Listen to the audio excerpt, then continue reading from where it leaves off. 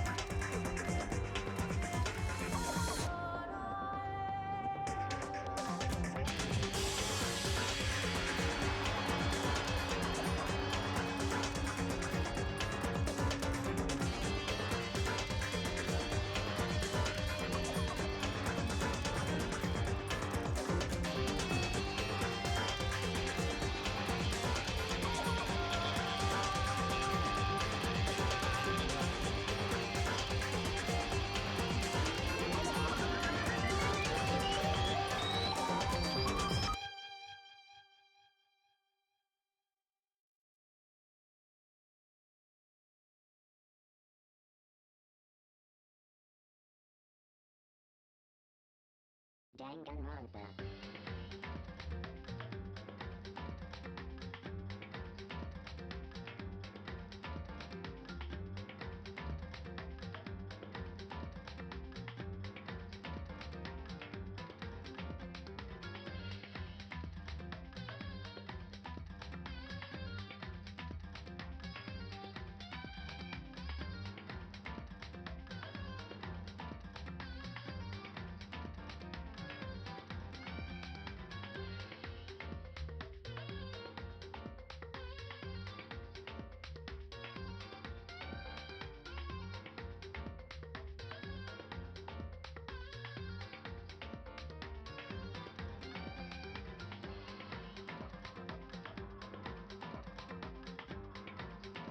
Hello, hello. The bars are moving in my OBS audio meter, and that means my voice is being transmitted through the internet to you, Exuno, specifically. Hello. And anyone else who's watching, either in the present or in the future, should anyone load up the VOD.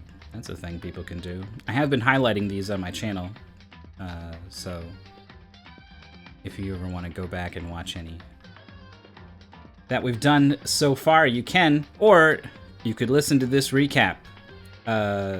This is a school for ultimate students. There's an ultimate baseballer, there's an ultimate programmer, ultimate swimmer, pop star, fanfic writer, regular writer, clairvoyant, rich guy, gambler, fashionista, martial artist, a couple others. And the school, something bad happened. And it's just us. It's been taken over by a psychotic bear who says that we can't leave ever unless you kill someone and get away with it. So we've had one attempted murder that turned into a different murder that we solved, and so that person got executed. If we don't solve it, all of us get executed, and the person who does the murder walks free. We've lost 3 students so far. 1 to the murder, 1 to the execution, and 1 because someone just pissed off the bear and broke the rules, and so the bear struck her down with what seemed like magic. Kind of just summoned a magic spear out of nowhere. So there's an element of supernatural stuff at play here too. But mostly, it's just anime, visual novel, logic deduction game. And when we left off, things were heating up. There was some implication that something bad happened. So we're gonna find out who it is. That probably got murdered.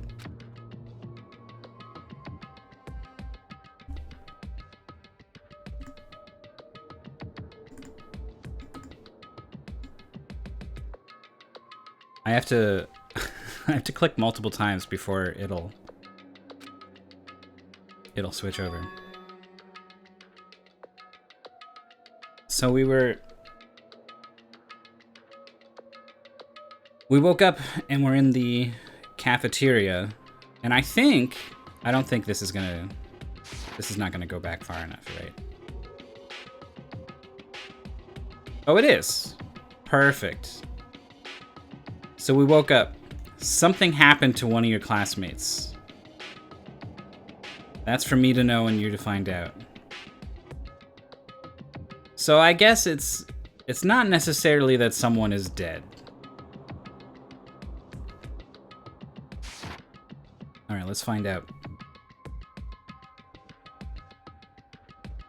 You're the only ones here. Where's everyone else? Either they're already off trying to verify what Monokuma said, or they've fallen victim to the something that Monokuma mentioned. Perhaps. Has it happened again? Murder? She had to go and say it. It took everything I had to drive that thought away. So if something really did happen, does that mean someone did it because of what happened yesterday? It can't be. That stuff was just a bunch of old memories. Just old memories, don't be so sure about that. Clearly someone felt it was more important than that. To judge someone else's values based on your own outlook. Do you realize how dangerous that is? Naturally. Do you already forget? This isn't a co-op game, it's every man for himself. What good does it do me to go out of my way to help you?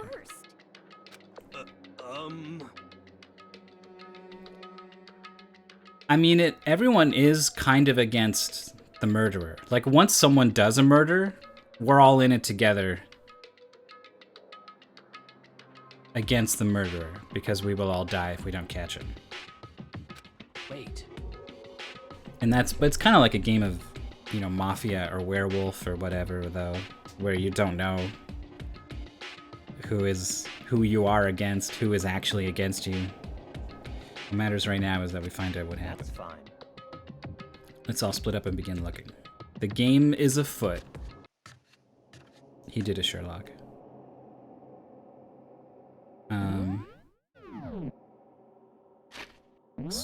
Map. Is there an easier way to move around this map? Like, without just going to places? I just want to pan around it a little bit, and it's a pain. So I don't see those exclamation marks that are like, you better go here. So I'm holding out hope that maybe someone's not dead. Yet.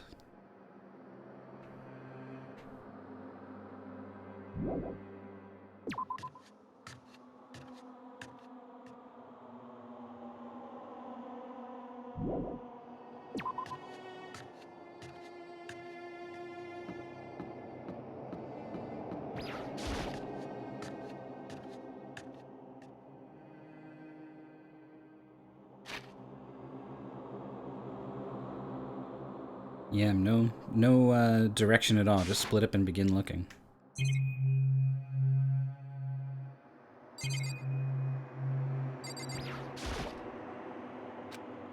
One of them's unlocked, but I don't see anything inside. I don't remember one of the lockers being unlocked. I don't even remember looking at the lockers at all, actually.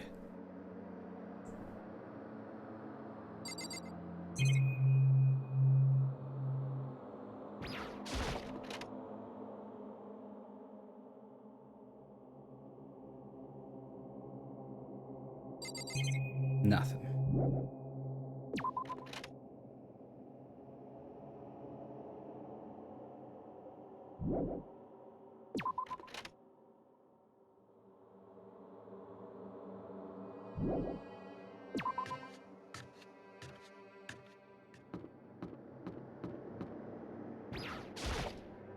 So, Knocked on all the doors, but nobody answered. Did they all go to see what happened?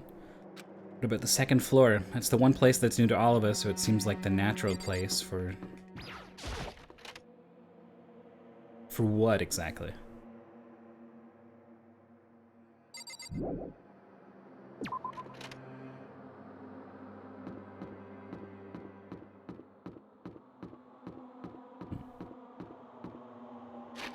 Oh, there's someone in here.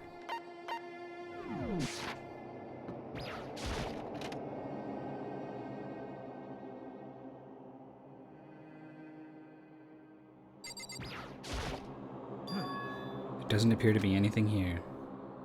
Did you find something? She just said no. What you said the other day must have been lurking in the back of my mind. Perhaps. If something has happened, the killer might try to use this to destroy evidence again. And it's floating around in my subconscious, and it led me here.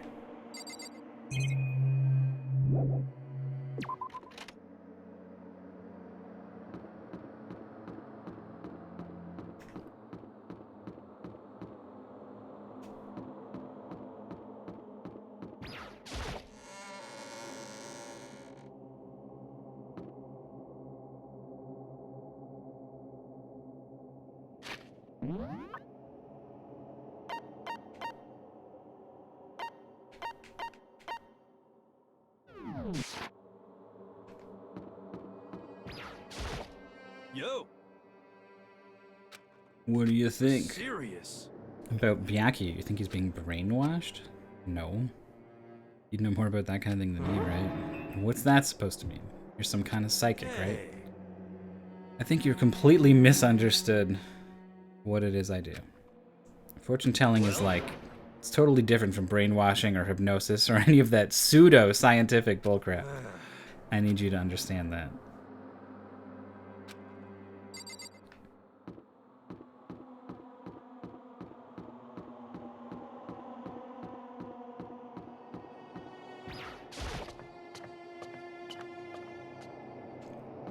You know, if strafe running is faster, I'm trying to think just the time it takes to rotate is not worth it.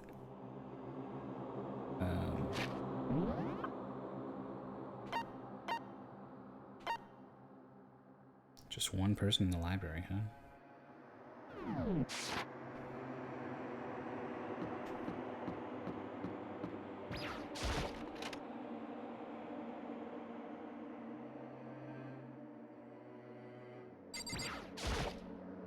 What? I missed. I was like, why am I talking to his crotch? Nothing here of interest, don't you agree? Should go look somewhere else. Sounds like you're trying to get rid of me.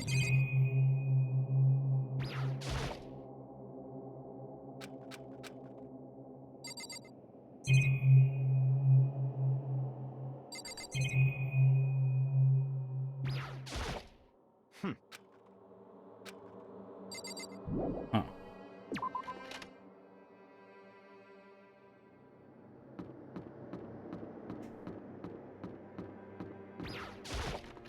The map seemed to think no one was in here.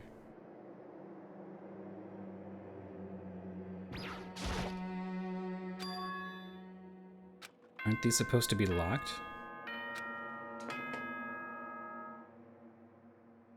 For this investigation, I have unlocked the doors. Please look around to your heart's content. Okay.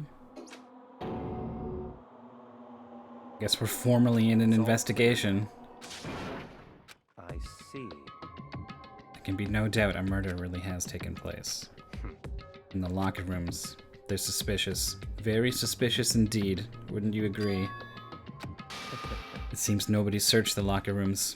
Let's start with the girls' locker room. He was muttering as if talking only to himself. Without waiting for a reply, he pressed his hand against the girls' locker room door, and the door swung open without a sound. In that moment, time seemed to freeze.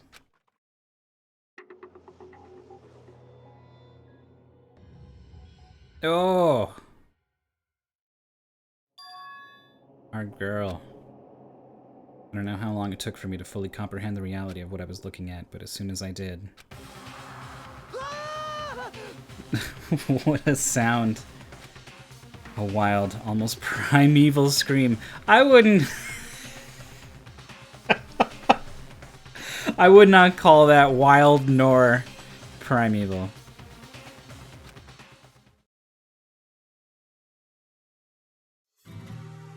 But it was definitely the kind of sound you only make involuntarily.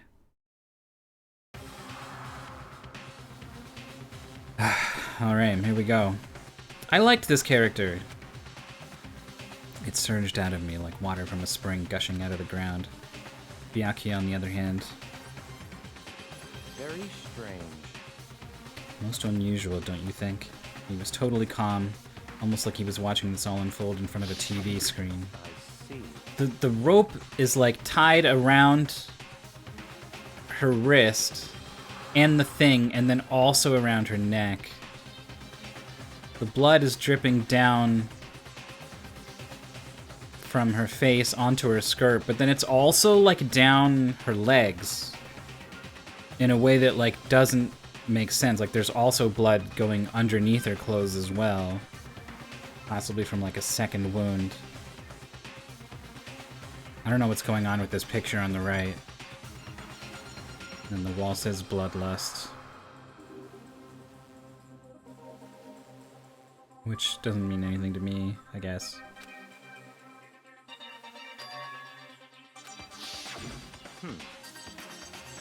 Whoever wrote the thing on the wall, like, did they use a stencil or what? Because it looks fantastic. A brutal way to kill someone. Beyond brutal, wouldn't you agree? They killed her. How could it not be brutal? No, that's not my point. The murder is far too bizarre for any everyday amateur to have committed it. Unlike with Sayaka, this murder was not a crime of passion or necessity. Interesting. It's almost as if whoever did this did it for fun.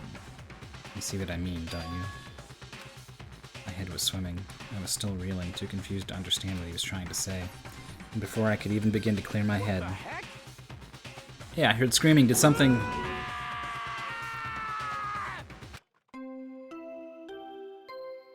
Well, that's a new sound. A body has been discovered. After a certain amount of time, which you may use however you like, the class trial will begin. What the hell was that? You were unconscious during Sayaka's. You don't know about it. What you just heard was the body discovery announcement. I'm looking at this thing in the background. Yukyon? Yukyon. And it looks like there's an F over her face, but then there's a little marking.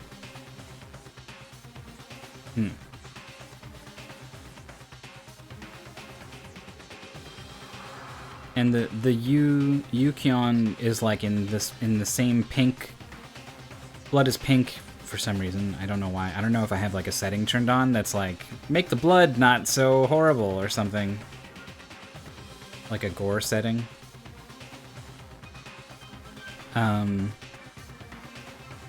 But I wonder if it's going to be like, that's not ink in the poster, like in the top right, like some of that is blood. Anyway, when 3 or more people discover a body, an announcement plays to let everyone know. So 1 or 2 people could discover a body, right? 1 is going to discover a body when they do a murder.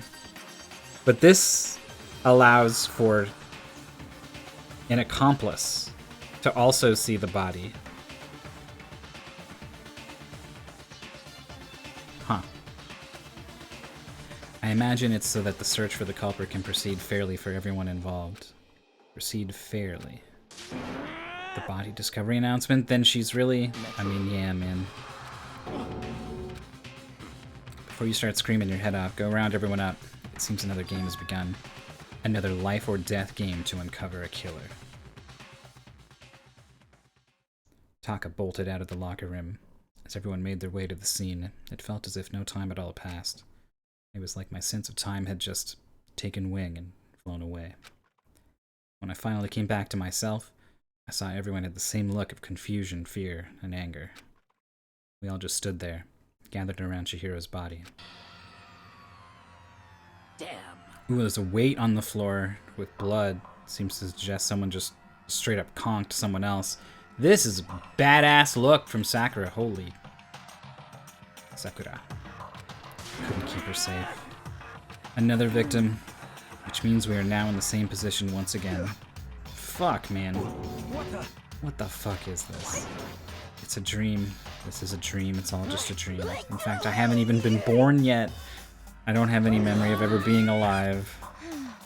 Shut up. My thoughts exactly. Okay. Hey. Wait, look at the wall. Are these letters? What? Is she just gonna say the same thing? Weird.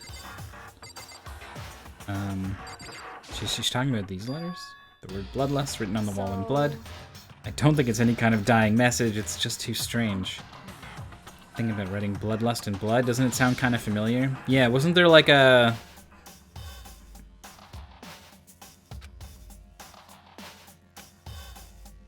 I forget, it was like a... Jack. Something Jack, right? Shadow Jack, or... They were going for like Jack the Ripper, I think, but they didn't want to say that, so they came up with... Genocide Jack, right. Murderous fiend whose grisly attacks are famous all across the country. The ultimate murderous fiend, creating a reputation of abnormal, downright cruel killings. Then this is some copycat killer trying to imitate Genocide Jack's style? Why would anyone do that? Maybe it's the real Genocide Jack. Saying Genocide Jack is here in the school. No way!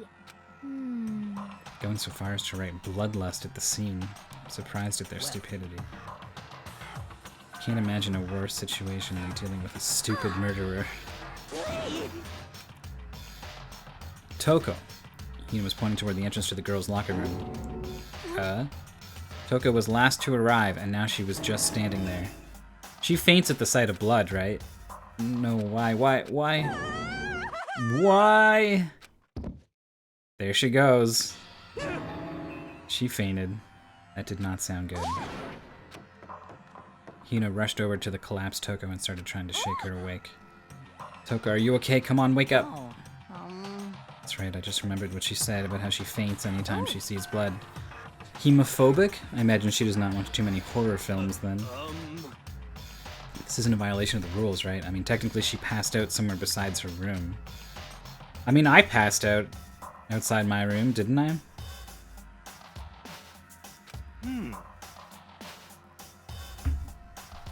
She didn't sleep on purpose, so it doesn't count. Toko, you gotta wake up. As if she'd heard her, Toko suddenly shot awake. As in, she literally jumped up from where she was lying. It was such a strange reaction, I was at a total loss for words. She leapt straight up into the air, changing her stance as she did. What the fuck is that? Ignoring the physical contortions she had to go through, her motions were totally haphazard. Sorry about that. I was just so shocked, you know. It happens, right? Was I the only one? You okay? I'm fine. I'm fine. Yeah. Whoa, is that a dead body? Hey, are you dead? What the heck? She must have hit her head real hard when she fainted. The world has a front and a back, a top inning and a bottom, a sea of truth and a web of lies. And Toko has one personality and another, I guess. Quite concerning, I mean, she sounds completely different. No, everything's fine, at least the stutter's all gone. That's a good thing, right? I see. It's clear to me that everything is not fine. Your eye seems strangely vacant. Might be best if we take her back to her room for the time being. I don't mind taking her, but could someone help me? If you need help, I don't mind. Taka, could you help me? Very well. You take care of the girl and the rest of us can begin the investigation right away. Can I assume nobody has a problem leaving Sakura and Mondo on guard duty again? Hold on a second. Rushing to an investigation, the mastermind isn't behind that. After what happened last time, surely you realize that. Don't make me repeat myself. There's no question that Chihiro was murdered by someone among us. He said it! Isn't that right, Monokuma? Of course. What? Did he, like, see him coming in the back? Don't take it as a bad thing. It's just a fact of life, because that's how graduation works. Man, this shot. It's her eyes, I think, that really... It's happened again. Is that what you're saying? There's another one of us?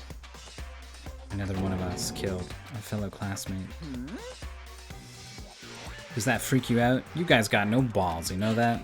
Is there just nothing down there at all? Well, I'll let you pray to mine if you want. You don't You don't pray to Stop talking. stop monologuing and give us what you came here to give us. You did bring it, right? I sure did, chum. The Monokuma file! You know how much you must be looking forward to it. See ya later! Do your very tippy-top best on this No investigation. way! We really gotta do another investigation. Examining the corpse is one of our friends. Having to suspect all our other friends. Why?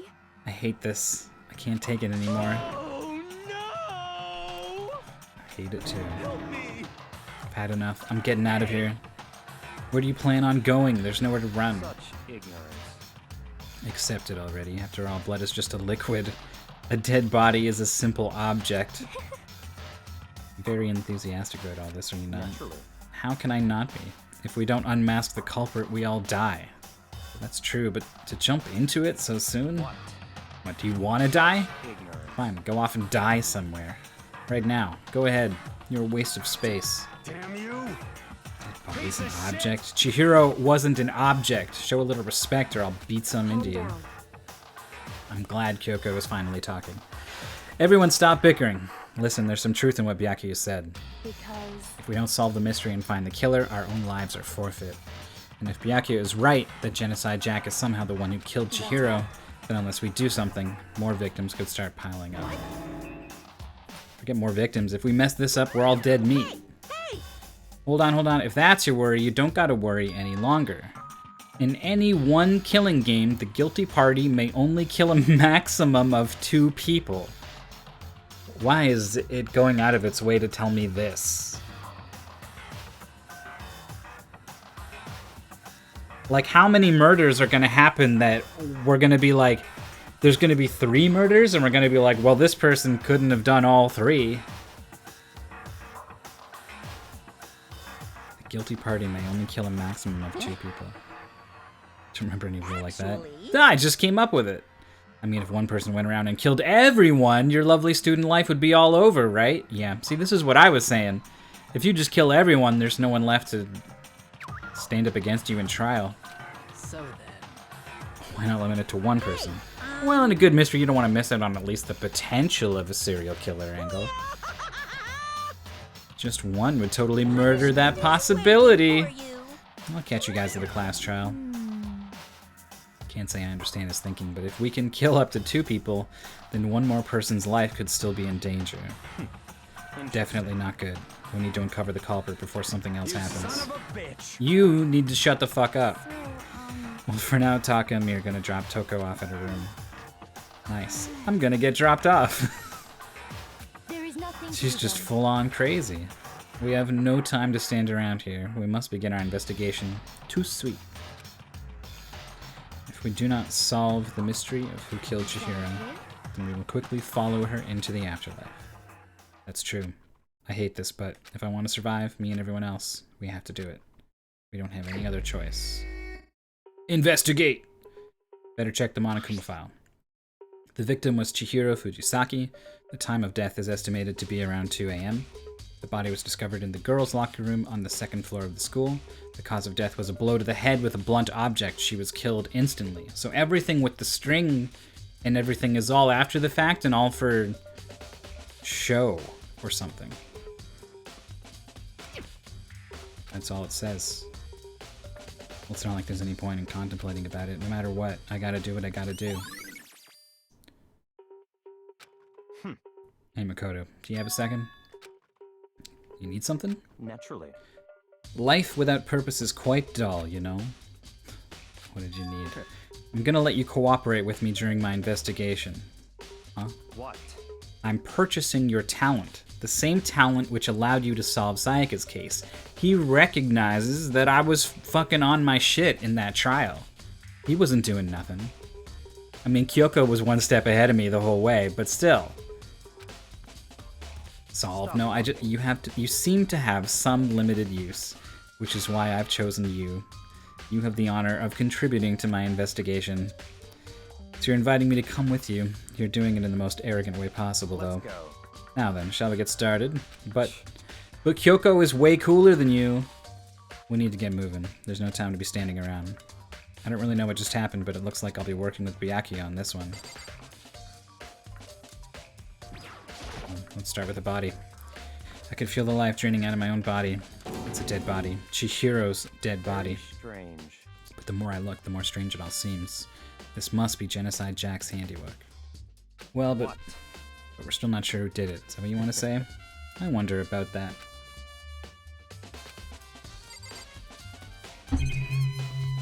That's it? That's all I get for the body? I didn't even get a clue. Poster's got some blood on it. It must have happened during the murder. Also didn't get a bullet. Fresh blood stain on the carpet. It must have been splattered with blood during the murder. There's a dumbbell on the floor, and this is a blood stain. There's a blood stain on the dumbbell. A blow to the head with a blunt object is what killed her. Does this mean the dumbbell was actually a murder weapon? Don't imagine it could have been anything else. If that wasn't in the file, I would have been like, what the f... The word bloodlust written on the wall in blood. What's the meaning behind it? Not a truth bullet. Surveillance camera. Mastermind must have been watching as Chihiro was killed. They know what's happened and they're still forcing us to go through with this. She took her time examining Chihiro's corpse. She poked and prodded, going over every inch of the lifeless body. You're a very strange woman, you know, being able to touch a dead body with absolutely no trouble. She seemed to be concentrating pretty hard. It's like she can't even hear us. I use this locker room all the time. Now, it's become the site of Chihiro's death. Why was she killed in the locker room? Actually, if you think about it, she could have been killed somewhere else than carried here. She was very light, that is true. It wouldn't be hard for someone to carry her, but still. I still think she came here on her own, by choice. What makes you say that? She'd been talking a lot lately about how she wanted to get stronger. So you're saying she came here to exercise? But according to the Monokuma file, apparently she was killed around 2 in the morning. Had she really been exercising that late? Hina or myself are usually in the locker room during the day, so she was probably avoiding it then. Avoiding it? Although we invited her to join us more than once, she never showed up, so I can only assume she was trying to avoid us. Instead, she came to exercise in the middle of the night. Perhaps, but it's difficult for me to imagine she would have come alone. She did want to start exercising, but she specifically mentioned she couldn't do it by herself. She needed support from others. So you're saying she could have come here in the middle of the night to train in secret, but that she also would have come with someone else. It's a possibility, I think. Useful information. Presumably, she came with another girl. Dude had a real complex about being weak. You heard Chihiro talk about it, right? All I need to get stronger. Yeah, I do remember she said that more than once. Sure did, which I guess explains the trip down here. Did she really need to get stronger that badly? You already mentioned it, but she was a girl after all. Most girls aren't all that strong. I don't know, man. I haven't really thought about all that stuff. Cause of Chihiro's complex. I can't help wondering what it might be. I believe it's about time for us to move on. Already? New clues won't magically appear by standing around. We need to check every aspect of this case. Let's go. If you're satisfied, let's hurry up and proceed. Got caught with the wrong person this time. Wow, he literally just takes us out of the room. So, this is our next location. Yeah, I think Mondo did say something like, girls are weak. This place is related to the investigation? Figure it out for yourself. It's no fun if you don't, right? He's like, play the game. Maybe this gun was used? No, impossible. She would be riddled with holes.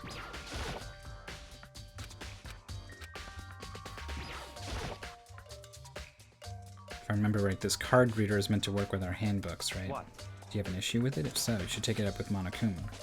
He said that, then quickly and sharply clapped his hands together. Did you call for me? What the fuck? He can just summon him? You called for me. Has he been domesticated? Right. It seems that Makoto has a question You for need you. something? Has he been doing this, like, up in the library while he's reading? He'll just, like, clap, clap, hey, what's up? I got a question.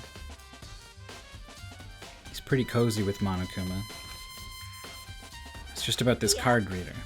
Yeah, the card readers have all been designed to interface with each of your e-handbooks. You can only enter the locker room corresponding to the gender listed in your individual handbook. Impossible for 2 people in a row to go through while the door is unlocked, correct? If there were some sort of erotic terrorist on the prowl, the ceiling-mounted Gatling gun would initiate a Swiss cheese slaughter. And the school regulations prohibit anyone from lending someone else their handbook. Of course. Correctly correct. So then, that means only girls can go in the girls' locker room and only boys can go in the boys' locker room. In other words, Chihiro's body being found in the girls' locker room means... Makoto, I can see right through you.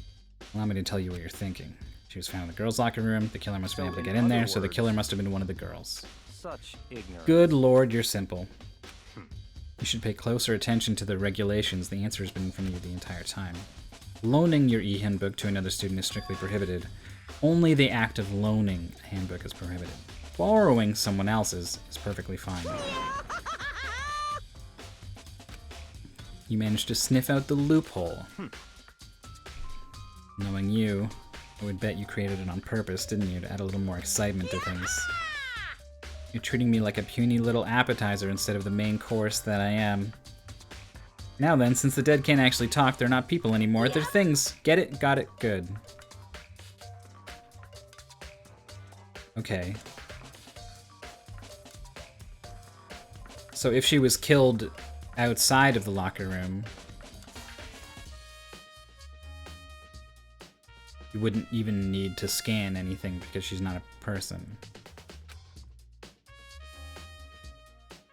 In order to borrow something from someone, then that someone would have to loan it, so... Just listening to you makes me want to pass out. Be more like Byakuya and get your poop together. Or else I'll charge you with criminal negligence. No more questions, figure out the rest on your own damn self. That's fine. Well, I know you are unfortunately lacking in mental faculties, so I'll fill you in myself. Let's head to the main hall. That'll help you understand what's going on. I don't fully get where he's going with this.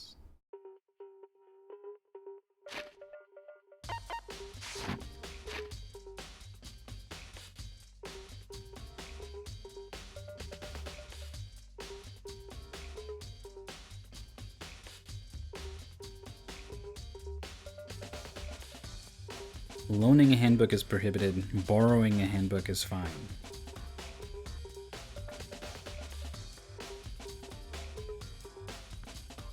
I think the game's gonna actually just straight up explain this to me. So I don't need to worry about it, but...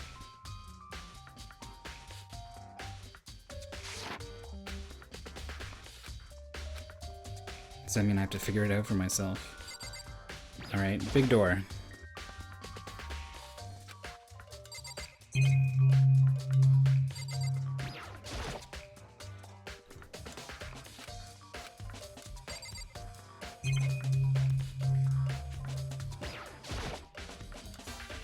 One of the monitors he appears on.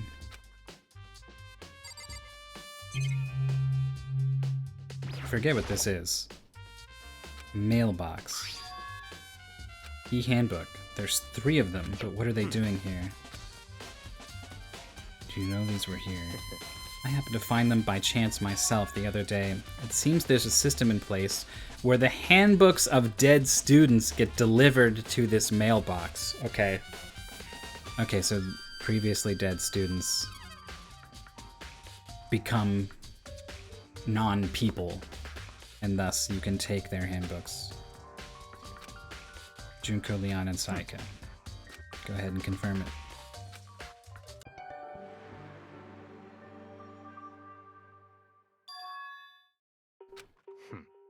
This is the key to the loophole that I revealed earlier. I feel like I'm starting to get it.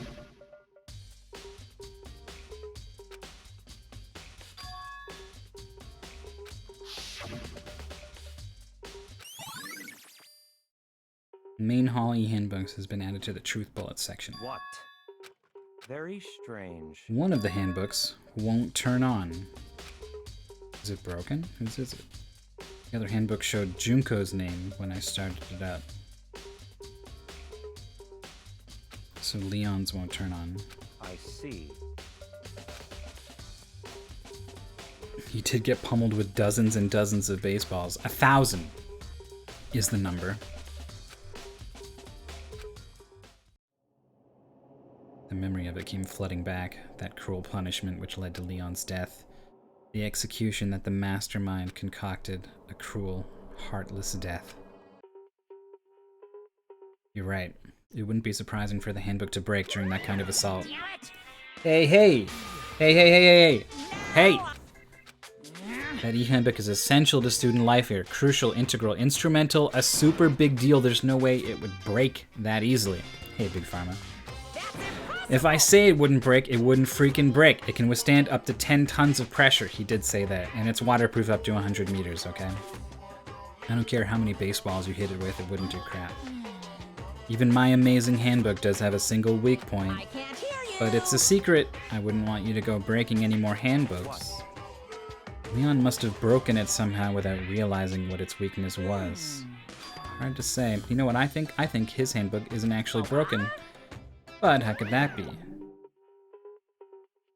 Oh, I don't know where this is going at all. Anakuma said it's not broken, but it's an undeniable fact that it's not turning on. Well, I don't see any connection to the case, so it doesn't matter for now. You think so? Either way, something about it still bothers me. Broken e-handbook has been added to the truth bullets section. This should be enough to get things rolling. Begin our investigation in earnest and track down the true culprit.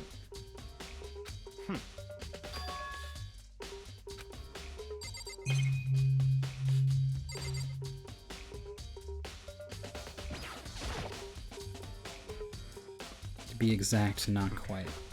I want to reveal Chihiro's killer, but more precisely, I want to discover the true identity of Genocide Jack. Then you really think it's him? Don't make me repeat myself. Absolutely. I have no doubt that Genocide Jack is the culprit. Murderous Fiend is Genocide Jack, right? There's nobody else it could be. Murderous Fiend who kills again and again using a bizarre and brutal method. They're like a ghost, attacking suddenly, then slipping away before police can catch them. What nickname did the internet give to this? They're just spinning their wheels here. It's killed thousands of people. It's got to be an urban legend. Demented psychotic. You're not wrong to wonder, but words mean little right now. I have something that will prove it, and I can show you. What?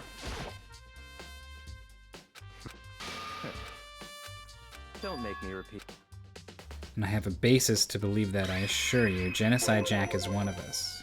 Is there really proof? There's somewhere I'd like to take you. This will provide all the evidence you need. Clear now. Evidence that Genocide Jack is the one that killed Chihiro. Big trouble. Need your help. Time to play with you. Leave us alone. I mean, Emergency. Come on, please. You gotta help me. please. Serious emergency. You gotta help. Just calm down. It's an emergency. What happened? Something's wrong with Toko. She's acting super strange. I mean, she was acting pretty strange earlier. What should we do, Very Pinocchio? strange. Since it's Toko, I must admit, I'm intrigued. I suppose we can take a second to see what's going on. Don't make me repeat myself. I didn't expect that. I thought for sure he'd just say no and that'd be the end of it. Wait for us, Hina. Looks like she headed to the dorms, to Toko's room, most likely.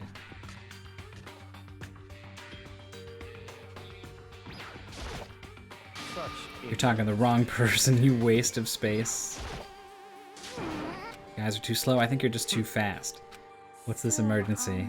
Well, after what happened in the girls' locker room, we left Toko in her room so she could lay down. After a while, we came back to check on her, you know, see how she was doing, but when we did, it was weird. She refused to come out, and she kept saying all this weird stuff. That's fine. Well, let's try talking to her ourselves. May as well give it a shot. Door swung open, slowly and silently. Hello? An aura of negativity flowed out from behind the door, forcing a gasp out of me. Oh, nothing. It's just that Hina was really worried about you, holding yourself up in your room. Leave me alone. Yeah, sure thing. But could you open up just for a second? Won't allow it. Huh? I won't let Genocide Jack have control. Implying her alter ego is Genocide Jack? Just like that, she slammed the door in my face. She's been acting like that the whole time when I rang a little while ago. I'll drive out the killer. Drive out the murderous fiend. Doesn't make any sense, right? I was afraid to leave her in there alone, so I tried to bust down her door, but it felt like something was holding it shut on the other side. I couldn't even budge it. Toko was scared enough to even bar her door? Does she think the same thing as Byakuya? Does she think the serial killer Genocide Jack really murdered Chihiro? Is that why Toko's so scared? The fact that the game isn't presenting Toko as Genocide Jack right now, as like the obvious thing, makes me think that maybe that's actually true, and it's just kind of not hidden well enough for the player. I don't know. Isn't there anyone who might be able to persuade her? I don't want to metagame it too much. Hey Byakuya, do you think you could ask her to come out of her room? I mean, That's fine. she does have a crush on him. You're gonna talk to her? Wow, I guess you can be nice when you want to. Byakuya stood in front of her door, not making a sound, and pressed the doorbell. After a few moments... What do you want? Bacula? It's Byakuya. I couldn't keep our promise. What did he say to her in the library? He wanted her to stay safe or something? He wanted her to leave, and then she interpreted that as to leave for her own safety, something like that. Don't worry, never again. I won't let Genocide Jack have control ever again. And with that, the door slammed shut. Even Byakuya couldn't pull it off. Nothing else we can do. Let's get back to the investigation. Hold on! Hey, Byakuya, what was she talking about just now? Something about a promise. I want to talk about the fact that she seems to have an alter ego who kills people. But no one seems concerned about that. He told her to take a shower, that's right. I have no idea. Another one of her delusions, I'm sure. Stop talking. If I say I don't know, that means I don't know. Just let Hina take care of her. Yeah, okay, I'll stay here and keep an eye on her. Hina gets stuck with all the boring jobs. Without waiting for a reply, Byakuya sped away. I hurried to catch up. I tried to talk to him several times as we walked, but he didn't even look back, let alone say anything. He just kept on walking toward his destination. Finally, his feet brought him to a stop in front of a certain room. Could be the bath, could be the warehouse. Library. Oh, this back room?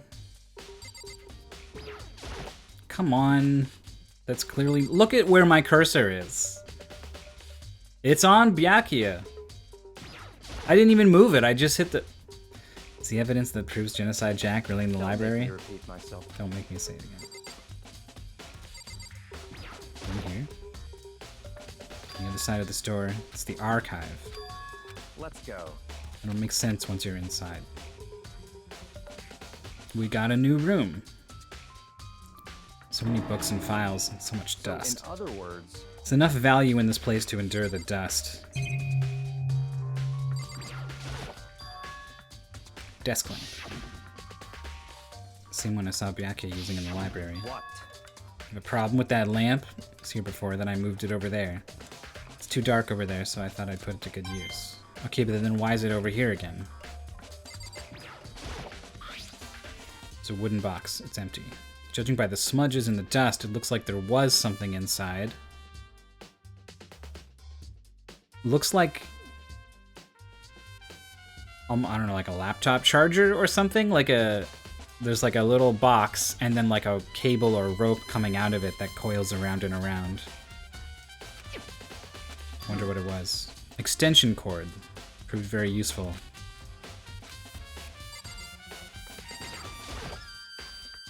Shelf is stuffed tight with files. Without really thinking about it, I picked one at random. You have a sharp eye to select that file. That's right. That's the report on a presidential assassination. The original is kept at the National Library. It won't be declassified for another 30 years. Are you sure you want to look at it now? There's no telling whose crosshairs you might wind up in for peeking at it. The original Xbox power brick, the perfect murder weapon. Struck with a blunt object. Could be. Without making a sound, I return the file to the shelf.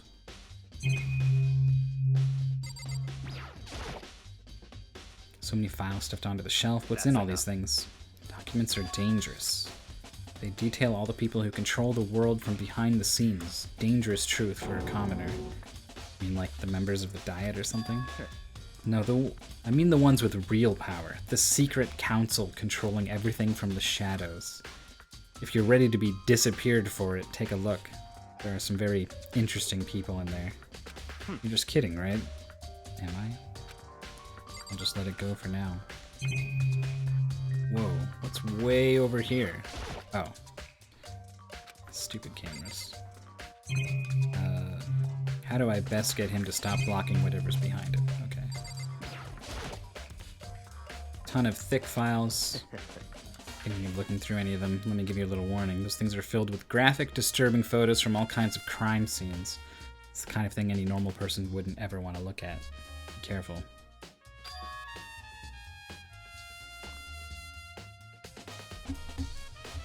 Why did consoles have those huge bricks and now it's just a cord? I don't know. All those files there are investigation reports related to different cold cases. Those are internal documents for police eyes only. They're not the kind of thing you'd expect to leak. You're finally beginning to understand the true splendor of this library? Splendor is not a word I would use. The entire reason I was interested in the library is because of this room right here. It's Interesting. home to classified government documents, police records, things no ordinary person would ever see. Isn't it magnificent? This can't be for real, right? Such ignorance. That's your guys' problem. Anything that doesn't fit into your preconceived reality, you label it a lie.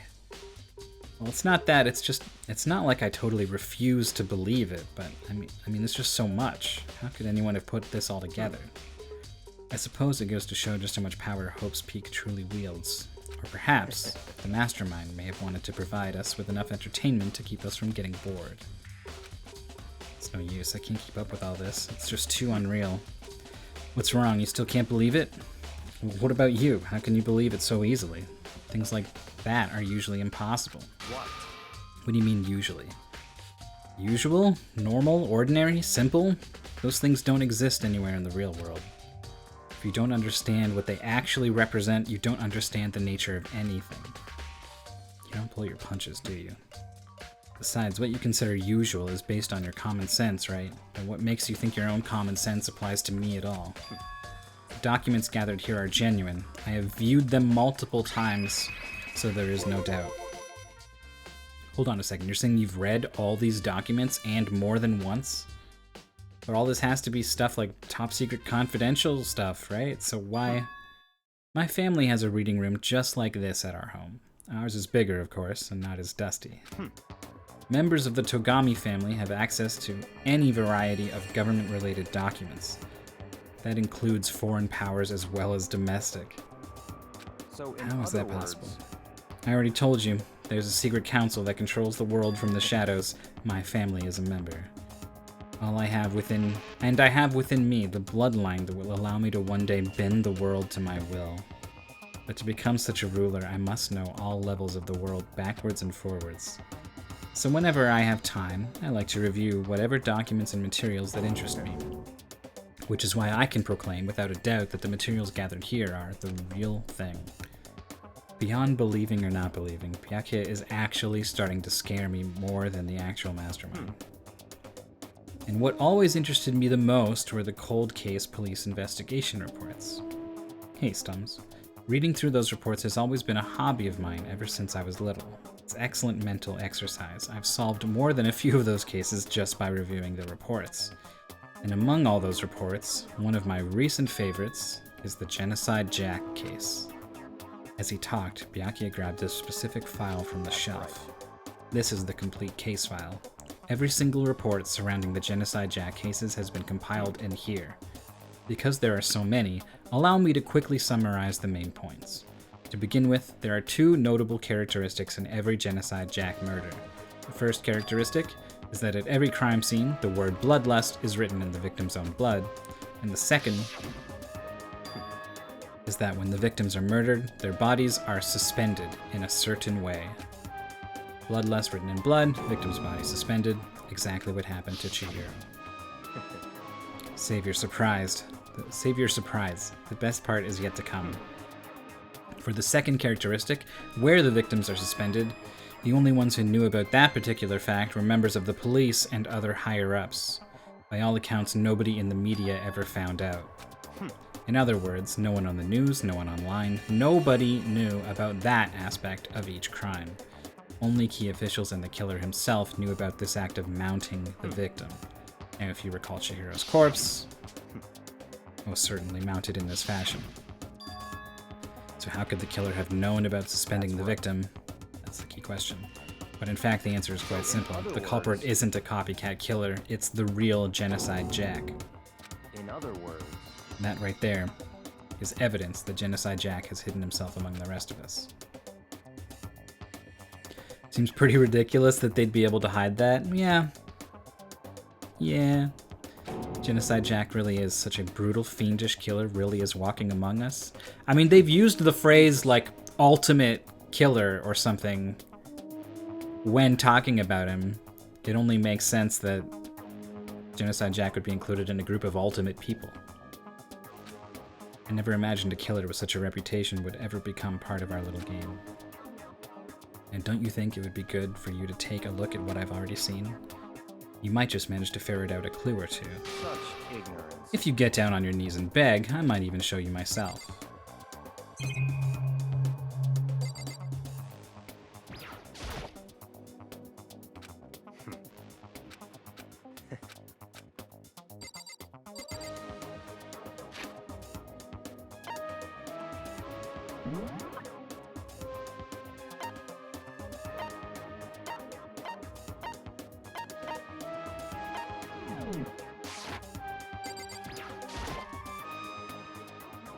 About that case file, could you let me see it? Well, you didn't beg, but I guess it's okay this time. Feel free to look at it in here, but you can't take it with you. He handed me the file, and I flipped through it with tense, nervous fingers. Suddenly, my hand stopped. I had reached the page where photos from the scene of each crime had all been collected.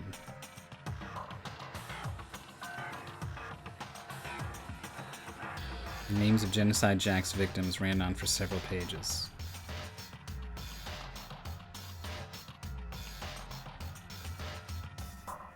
There's an awful lot of scissors here.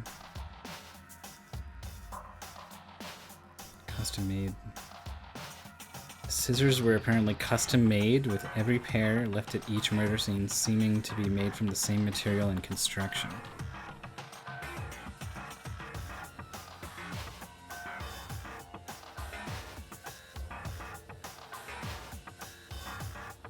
The names of Genocide Jack's victims ran on for several pages. Ken Harada, 32, Tetsuhiro Honda, 17, Shoji Gaku, 23, Kano Issei, 14, Takeshi Yoshida, 30, Komatsuno Taro, Takefumi Gono, Uchida Naohisa, Takeshi Masamune, Yuto Yumijima. There was no end to it.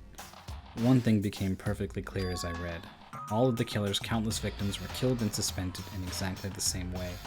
And at the scene of every murder, the word bloodlust was left in the victim's own blood in the same sort of downward, tilt your head to the right to read it sort of way, in a really stylish and consistent font. Now take a look at the next page and you'll find another interesting tidbit. This is my page turning pose. Profiling results. All of the crimes took place either on weekdays at night or during holidays, either day or night. So a student. The most common time for the killings to take place was on holidays in the afternoon. Based on these facts, it could be suggested that the suspect may be a student. Evidence suggests that the suspect lingered at the scene, but when they did leave, they were in a panic. After the first 10 murders, they got a stencil. Because an eyewitness has never come forward, it's unlikely there was any external reason for this. This confused behavior suggests that the suspect may potentially suffer from dissociative identity disorder. So, in other words, The key point here is that the culprit may well have a split personality.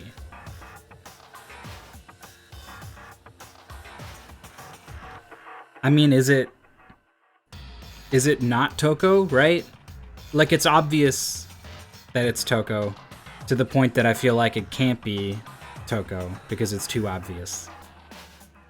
But this game has been pretty obvious about some stuff. So I don't know how much credit to give it.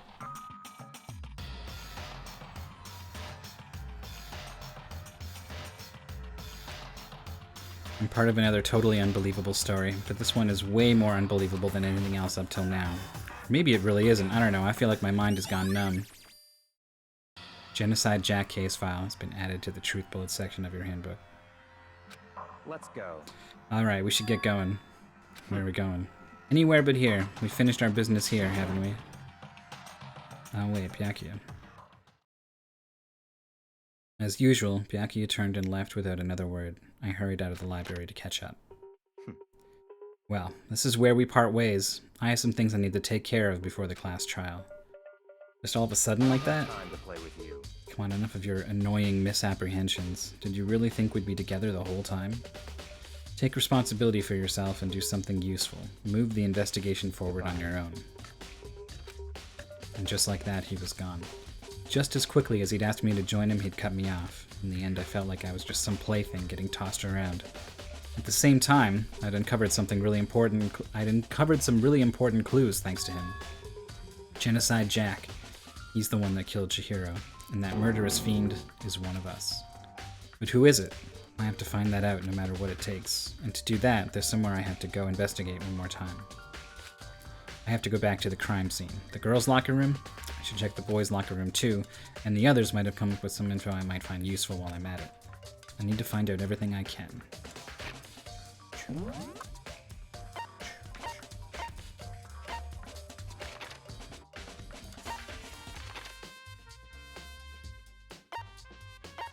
Alright.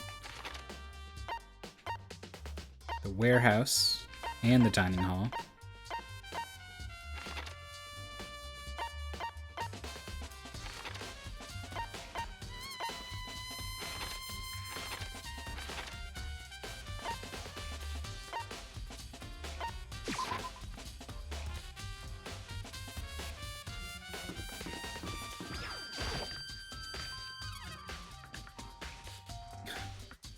$11,037 is such a big number. It's impossible.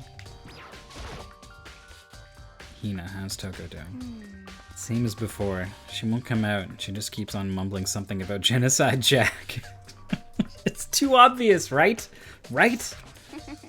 I just left her there. You left her? My head was all swimmy and I was getting pretty hungry. Don't worry, I'm gonna head back as soon as I'm done eating.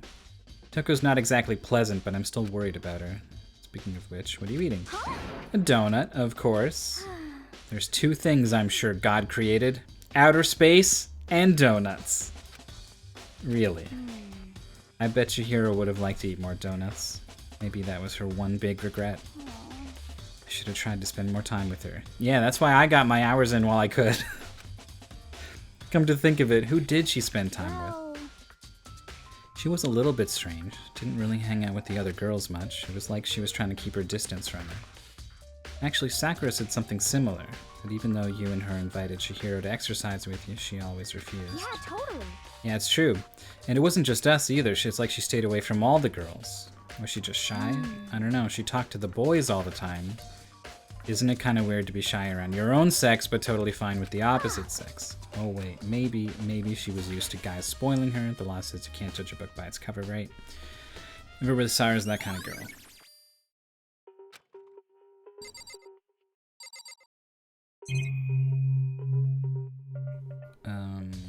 I forget how this works. Does it get rid of the exclamation mark? No.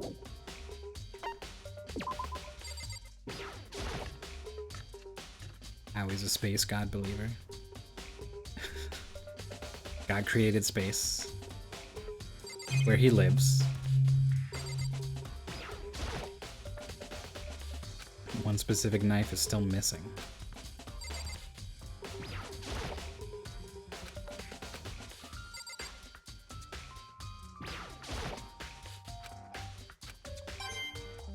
What? You gotta check this stuff again for the coins?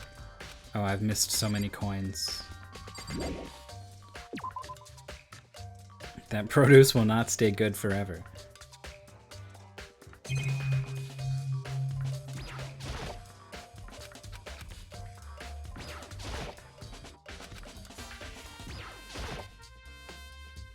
Can't stop looking at the clock. Time never stops flowing, but still here it's like it's never been left behind. Bing!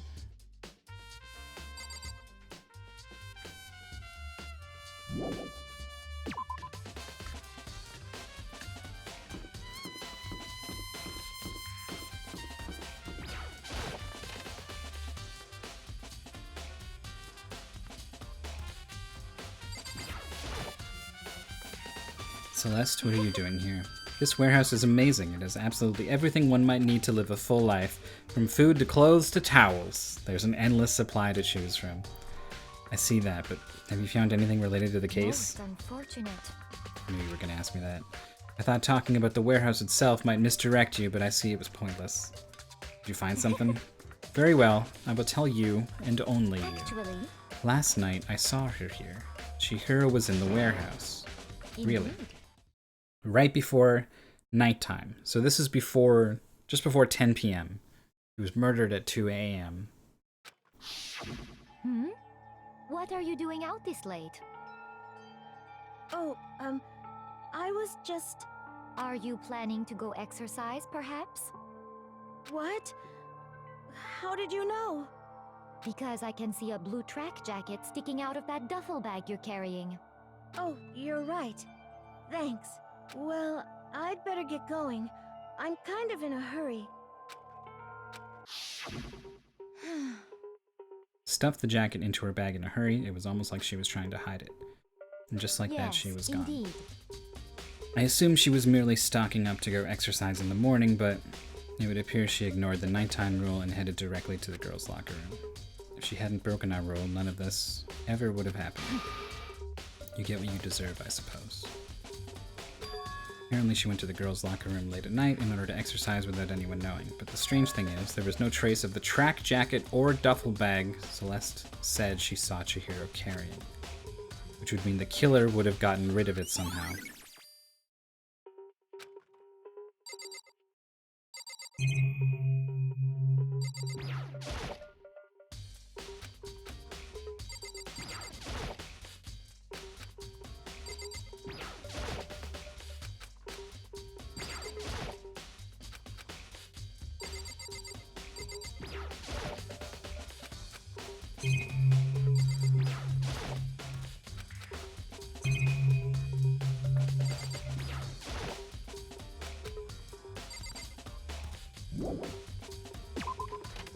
Okay.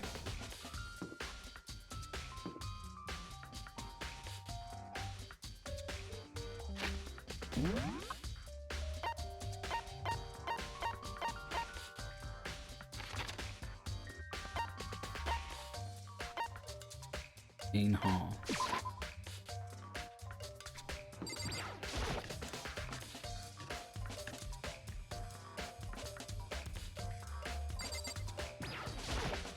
Huh? Oh, hey, Makoto. What's up? Haven't been up to anything myself, that's for sure. Definitely haven't looked inside the mailbox. Huh?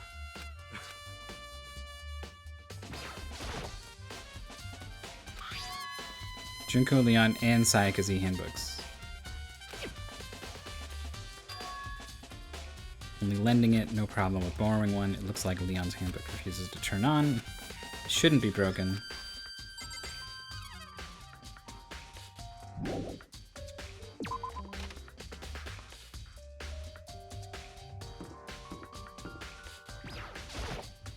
How unfortunate. Maybe we should have confessed our embarrassing secrets after all. I'm sorry, Chihiro, it's all because I wasn't strong enough.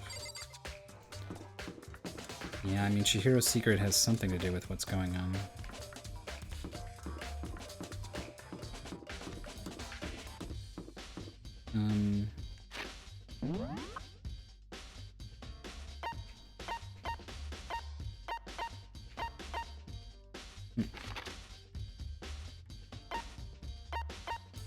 This is the second floor, right? Yeah, nothing. Gym, nothing.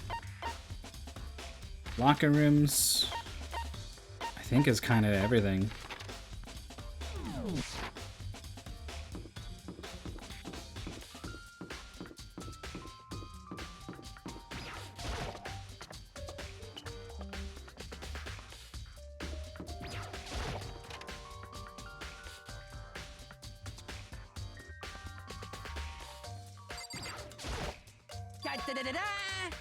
Euphemies discovered evidence revealing the identity of the culprit.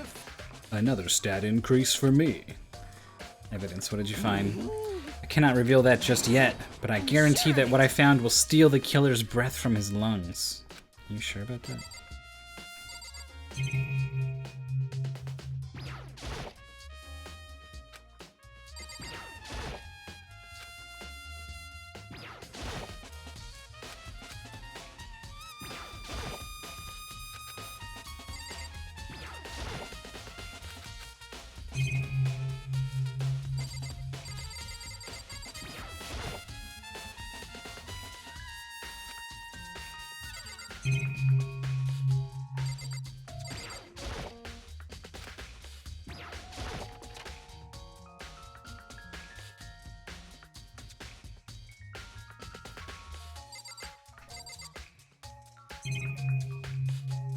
What's this? Is this the door to the boys' locker room? No, the pool. But presumably you could go out into the pool and then from the pool into the boys' locker room?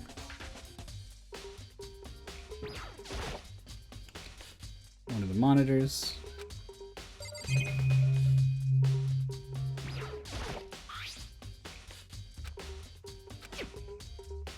Has to be the murder weapon.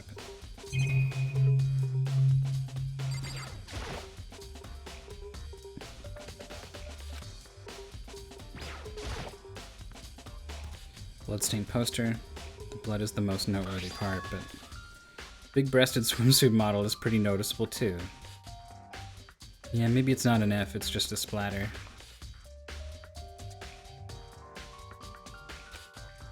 Girls' locker room doesn't seem like the kind of place you'd find something like this.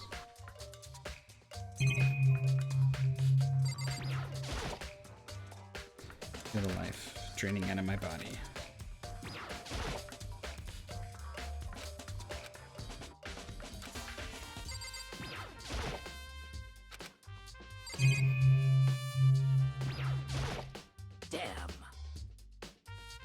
Her presence here was especially weak, her body and her soul.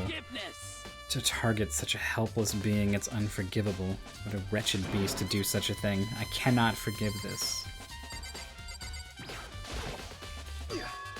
Dude had a real complex about being weak. I need to get stronger. This explains the trip down here. I haven't really thought about that stuff. You made any progress in your investigation? Generally speaking, but I have to get going. I have something unrelated to take care of. Something besides the investigation? What is it? Nothing you need to worry about. Just concentrate on the murder. So then. Before I go, let me give you one piece of advice. You should examine Chihiro's body one more time, thoroughly. Also, her handbook is missing. You might want to determine its whereabouts. Goodbye. I'll be praying for your success. Her handbook is missing.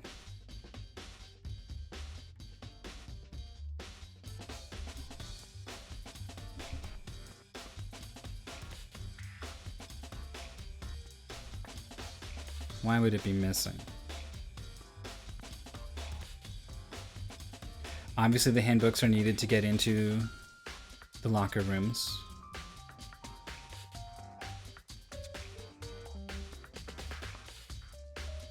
Are they needed to get out of the locker rooms?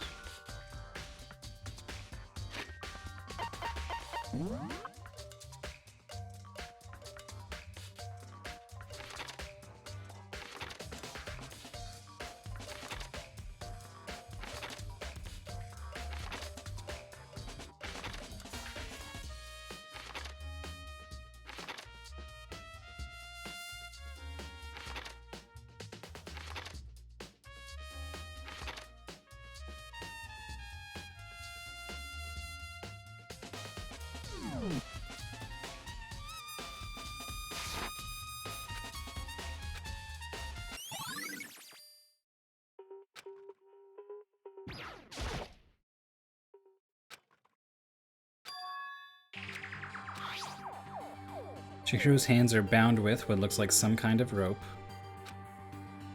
The rope was used to prop her up in a kind of crucifix position. The rope has a plug. It's not a rope at all. The more I think about it, the more that's not the only thing that concerns me. Chihiro's fatal injury was a blow to the head, which means someone struck her in the head in order to kill her. That's right. There's the issue of her being suspended and the fatal blow. At first, I didn't see any reason to think too much about either of them. Seeing them again after looking through the Genocide Jack file, something's not quite right. What does this all mean? Status of the dead body has been added to the truth bullet section of your handbook. I mean, it's a cord instead of scissors. The cord is probably the extension cord Byakuya had, or found and was using. Details about Genocide Jack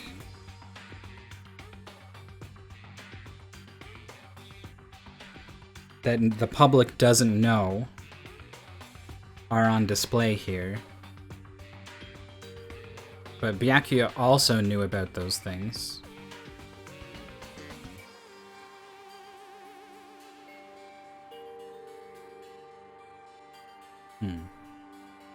The one thing most likely to tie all these mysteries together is the true nature of the rope that was used to suspend Chihiro. To figure that out, there's a certain place I need to revisit and look over again. Plus, it might help to look at the Genocide Jack case file one more time.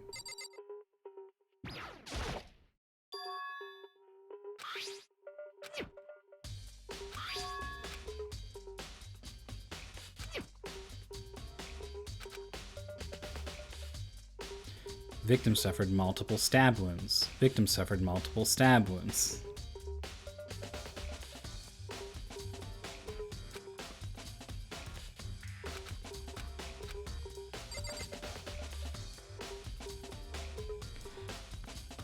If the victim if it was Toko, Toko's got her sewing kit, which probably has scissors in it. So she wasn't lacking for scissors to recreate her potential Genocide Jack style murder.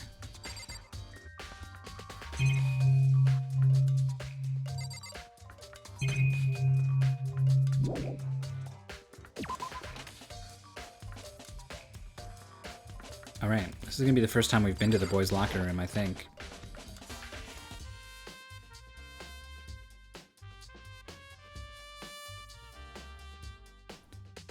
Why is there a sexy woman in the girls' locker room and cute boys in the boys' locker room?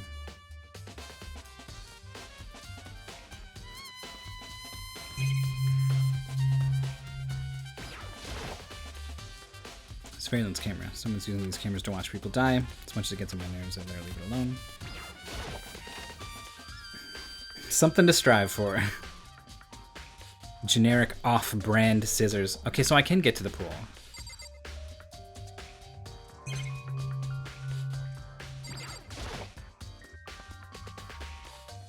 Oh, I'm not looking at a thing, I'm zooming into a thing. Or why?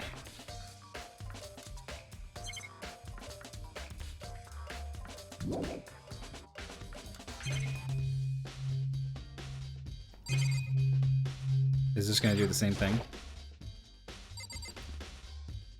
Uh-huh.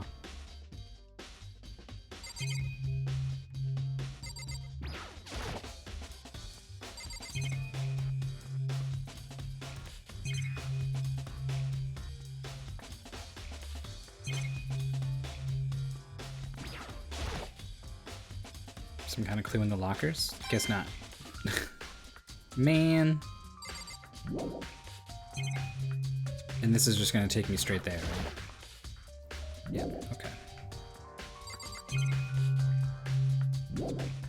Alright. Big, cool, interesting area filled with absolutely nothing. There's also a stain here. This poster. It's the popular boy band called Tornado. Somehow it doesn't quite seem to fit in the boys' locker room. Oh wait, that reminds me. The poster in the... Did the killer swap the posters? Because the murder took place here and it got blood on it, so they just swapped the posters?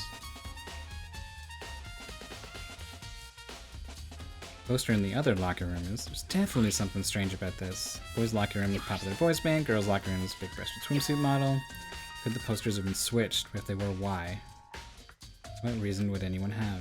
Maybe I should talk to someone who knows a little more about the locker rooms.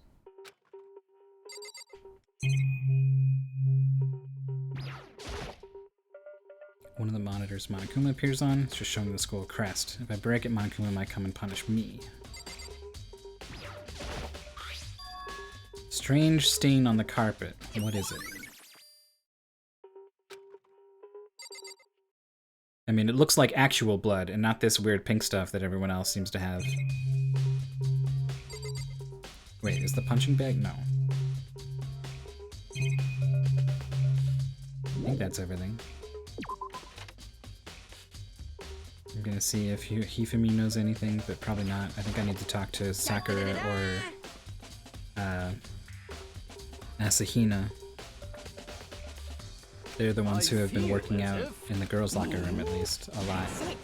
So they would know potentially if the poster was switched.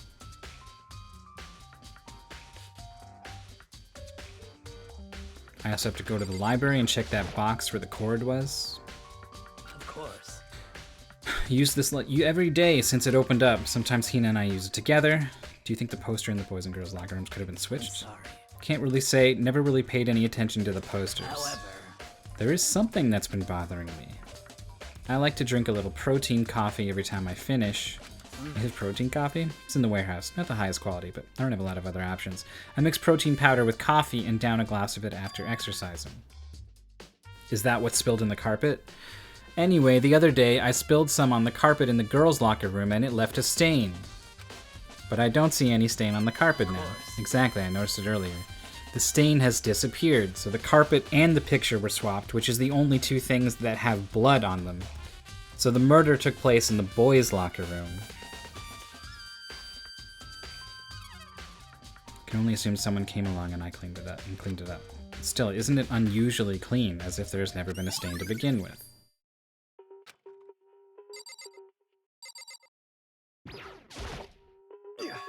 Dude had a real complex about being weak. Okay, this is all the same.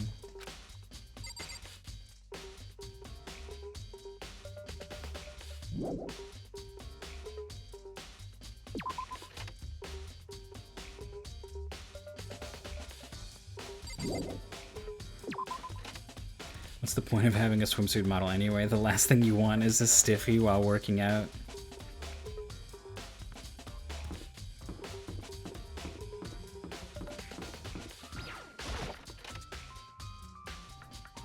It's probably even like a little bit dangerous. Like a lot of blood gets redirected, right? Like I don't know. I feel like you might pass out or something. Or more likely to, anyway. Can I check the cord for this lamp? The lamp won't turn on. Oh, it's not plugged in. The lamp's cord isn't long enough to reach the outlet from here. But last time I saw it, it definitely was on. That's right, Pyaki was using an extension cord. But there's no extension cord here now. I wonder if...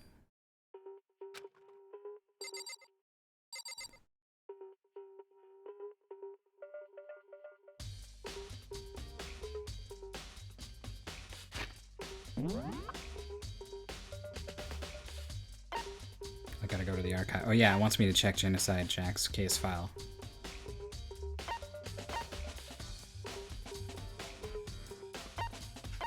Such an absurd thing to remember. Yeah, I feel like if you can remember that, everything else should be pretty easy.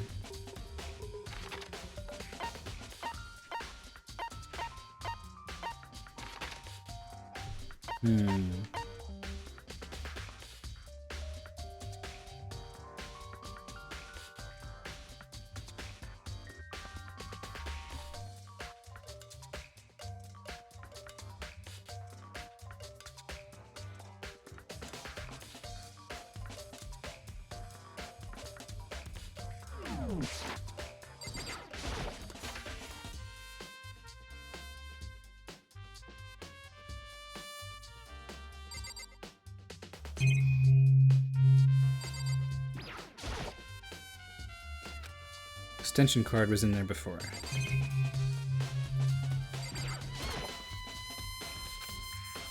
Grab the thing from over here and put it over there.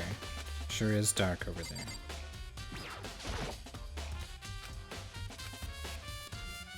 I'm not gonna read about the presidential assassination.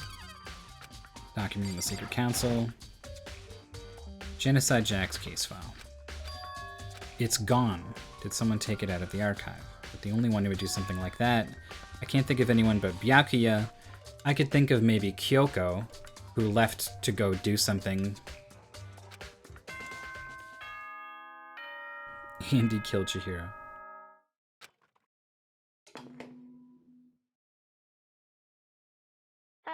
I'm trying to think if there's some way a girl could be the killer. Tired of waiting. Shall we just plunge right in? It's a little weird that the boys' locker room and the girls' locker room both connect to the pool, but you like you can't spin around and look at the doors that take you into the pool. So like I can't even investigate them to see if there's a card reader. I don't know if you need a card, go to the card reader to get out of the locker rooms. So it's making it difficult for me to form theories on related to gender.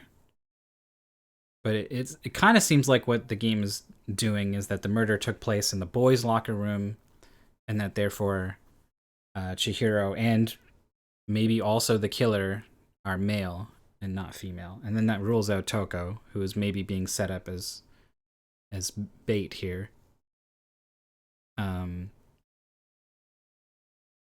And if the killer was Byakuya,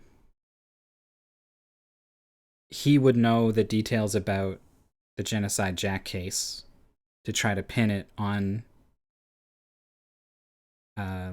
Toko. He knows Genocide Jack is likely a student with split personality disorder. Maybe as a member of the secret society knows that Toko has split personality disorder or something. I don't know.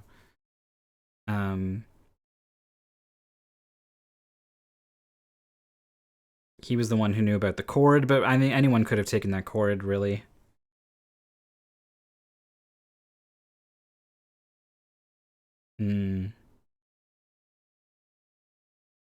Yeah, this one's not as straightforward.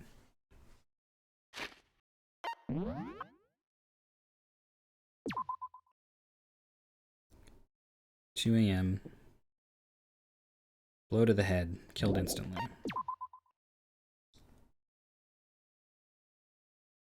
Use the locker room late at night to avoid people. Because not a girl. The fact that Chihiro hangs out with the boys instead of the girls makes me it's like I'm trying to. There's like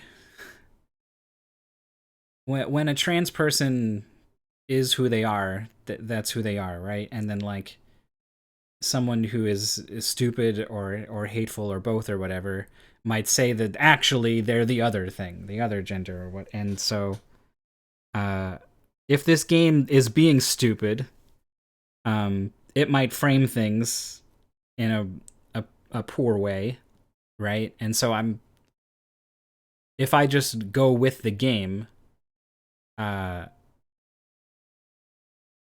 I might end up saying something ultimately like kind of transphobic or whatever. So I have to be careful when I talk about gender stuff and what do I mean about when I'm talking about genders and what does the game mean when it's talking about genders. But it seems like Chihiro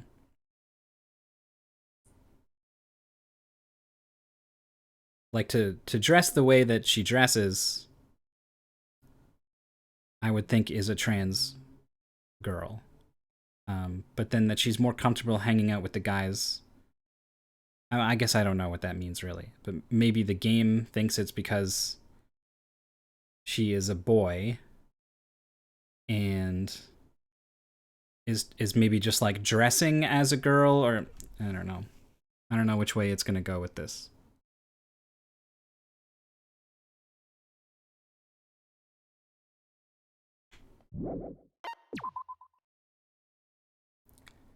Dumbbell found on the floor of the girls' locker room had a significant amount of blood on it.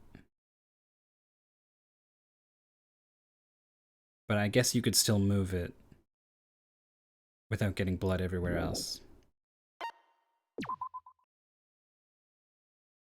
Chihiro wanted to get stronger, has an inferiority complex about being weak, which is tying into the gender stuff. The card reader. You need a male student's handbook for the boys' locker room, female for girls. So I don't know what card reader Chihiro's handbook is for. We never found her handbook. I'm going to keep saying her until the game indicates otherwise. It's not possible for two people to enter at the same time, so everyone needs to have their own thing and scan it in.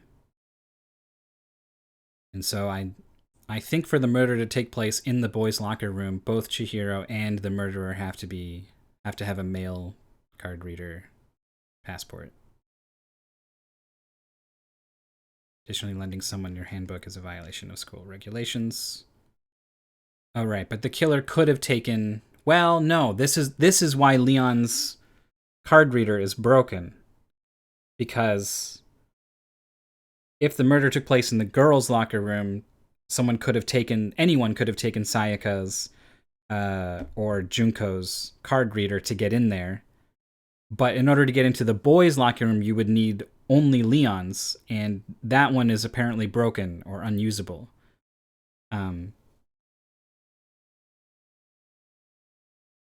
I don't know why, though. If I knew why, I would know when it was broken, and I would know whether or not it would be impossible for a girl to use it to get into the boys' locker room. I'm guessing there's going to be some reason why, and that means the killer had to be male. I think that's the direction it's going to go.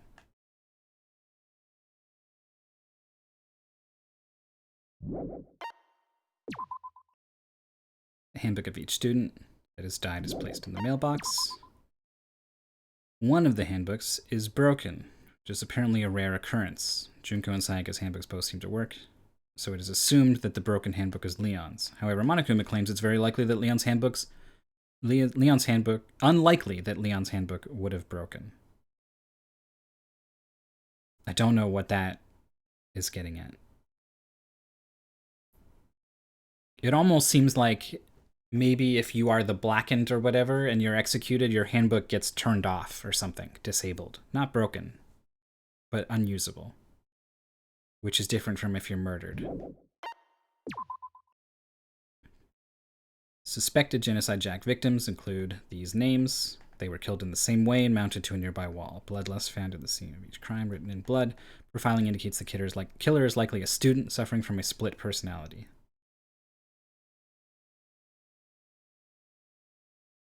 We've seen obvious instances of split personality from Toko.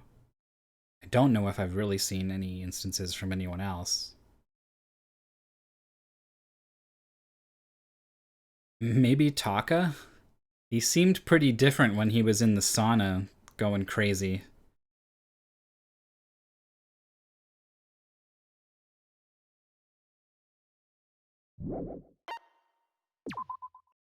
Chihiro kept her distance from the other girls.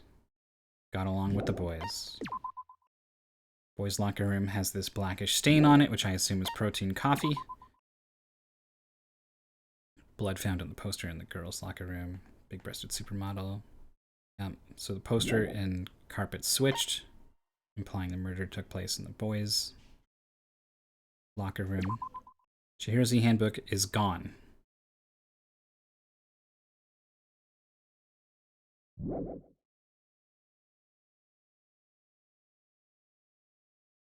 Maybe because it was to hide the fact that the murder took place in the boys' locker room. Because if anyone tried her handbook and it worked to open the boys' locker room and not the girls' locker room, that would be a problem.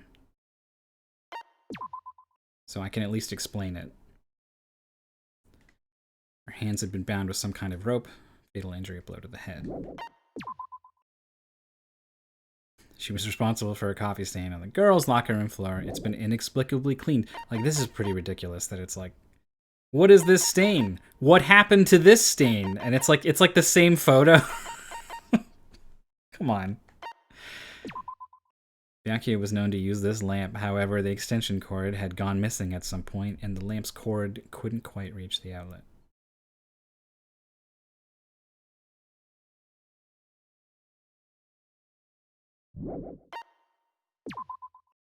On the night before the murder, Chihiro was spotted leaving the warehouse. She was stuffing some blue exercise clothes into a duffel bag. This is another thing. We don't know where these clothes went. Presumably she was on her way to exercise, but the clothes were not found at the crime scene. Celeste had not told anyone other than Makoto about this encounter. Okay, that's important. Only me and Celeste know. So if anyone else in this trial brings anything up about clothes or duffel bag or whatever, we have to try to be watchful for that. And that's it. That's all we got. Byakuya and Toko are obviously gonna be a part of this somehow. But unlike having Leon's name written on the fucking wall, I don't really know exactly who to go after at the end of the day. It's the moment you've all been waiting for! The class trial! You remember where to meet, right? Please go through the red door on the first floor of the school. See you soon! Begin the class trial, or it's about to begin? The red door is right through here. The way he said that made it seem like maybe I can just go do something else. Wow, the exclamation mark's in the red room.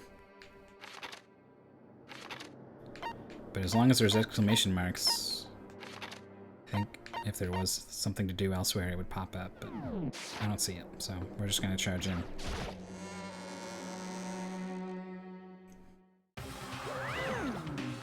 So, is everyone ready to... What? Am I blind or are we missing someone? Kyoko? Yo. Toko.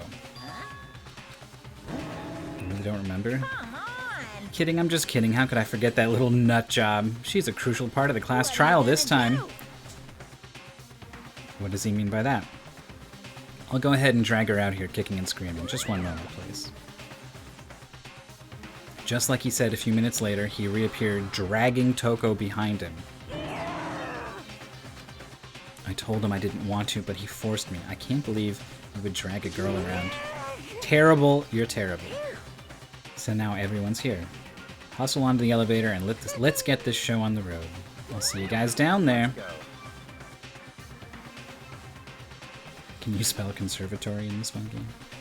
Shall we get going? It's time to find out who killed Chihiro.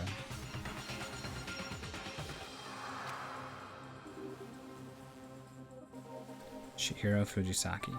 She was so gentle, so calm and meek. Nobody had any problems with her.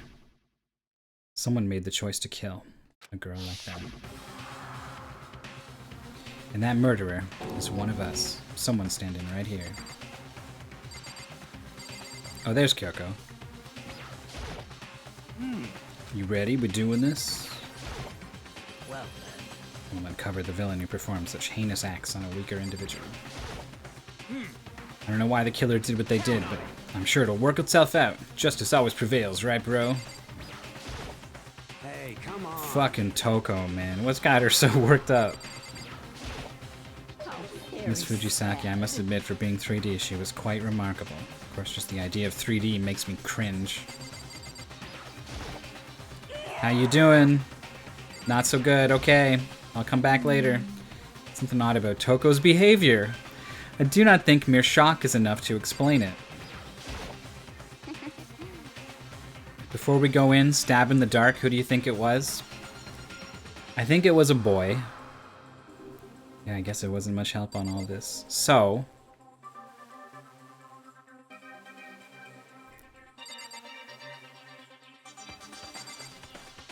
that boy either is Genocide Jack, or it's Byakuya, or both those things are true. Right? Because whoever did it knew a lot about how Genocide Jack kills people. Stuff that apparently the media didn't know. So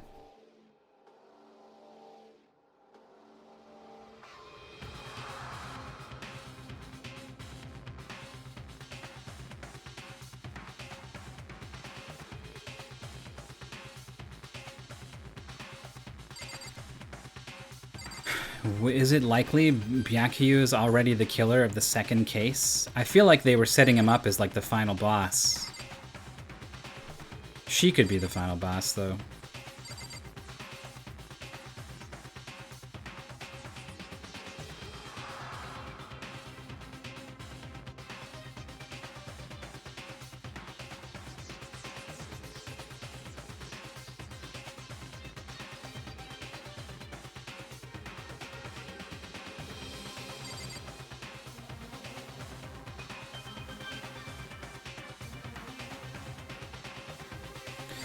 This guy's kind of suspicious.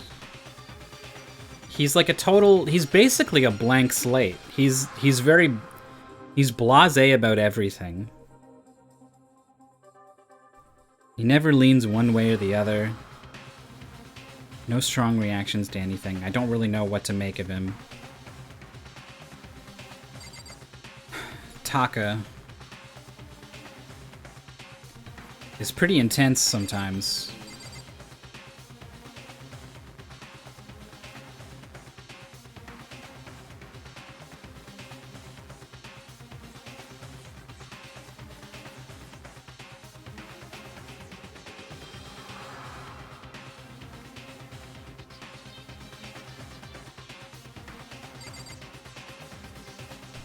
Mondo made that promise.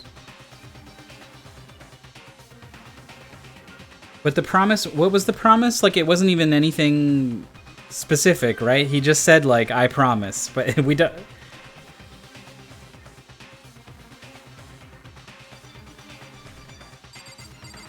I guess I'm looking at Hirotaka and Byakuya.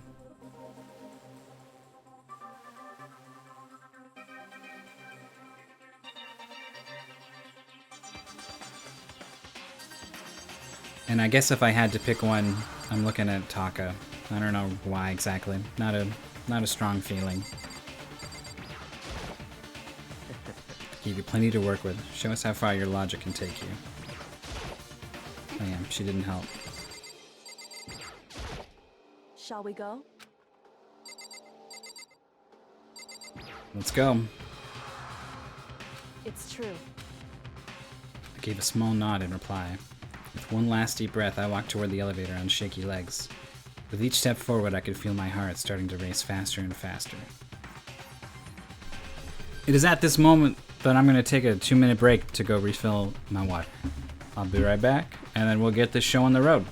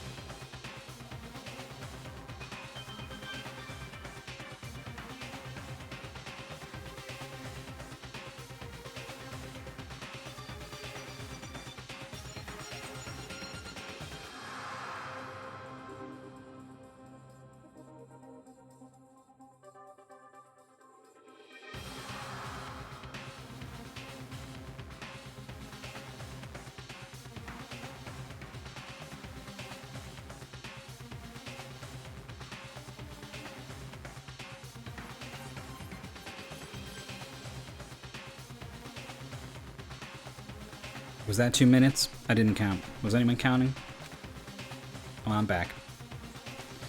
As soon as everyone was on, the elevator began to descend.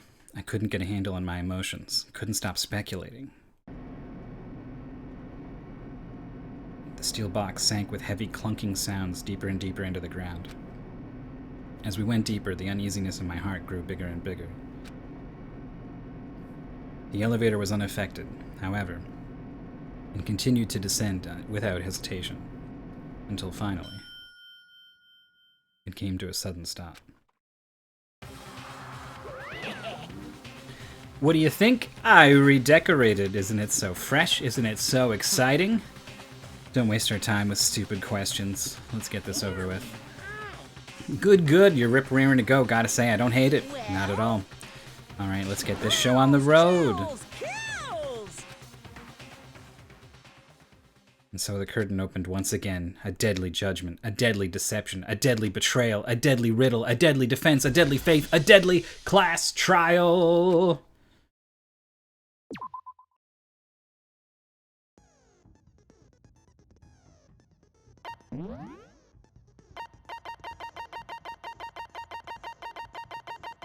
Yeah, I still just have these two skills. Increases damage to the opponent when a statement is destroyed. Effective during the bullet time battle. So that's the rhythm game part, right? Increases your truth bullet rate of fire. Effective during the non-stop debate and the bullet time battle final strike. So this is like the yellow word I shoot out, like the thing that like goes and flies into the yellow word and hits it. Like it actually has travel time, and this is speeding that up. Which would make sense to come from a baseball player.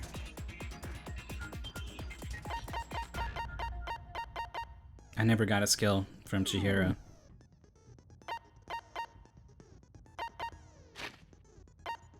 I already kind of looked at all the truth bullets.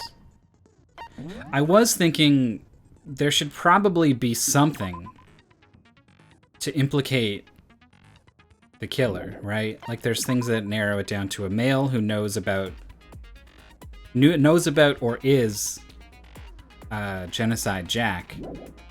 But like, in terms of evidence pointing towards an individual person, unless Kyoko or someone reveals something mid-trial,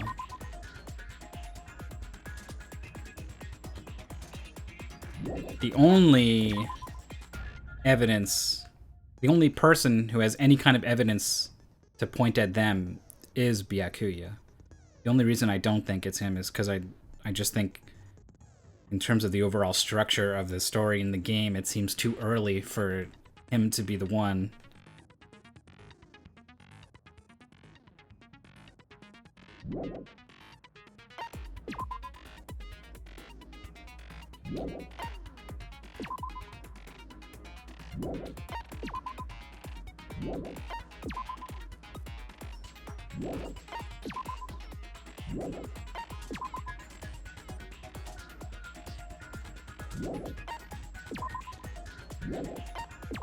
Right, like Byakuya is mentioned by name with the desk lamp and the cord, and knows details about Genocide Jack.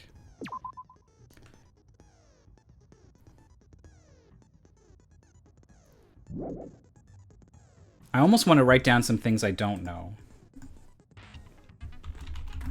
What happened to the duffel bag and track clothes?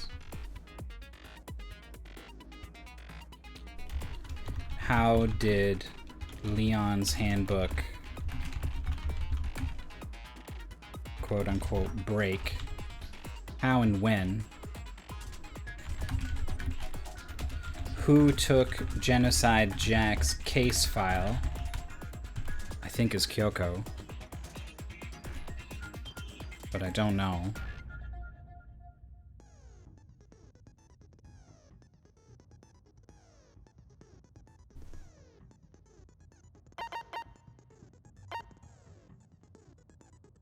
Where is Chihiro's handbook?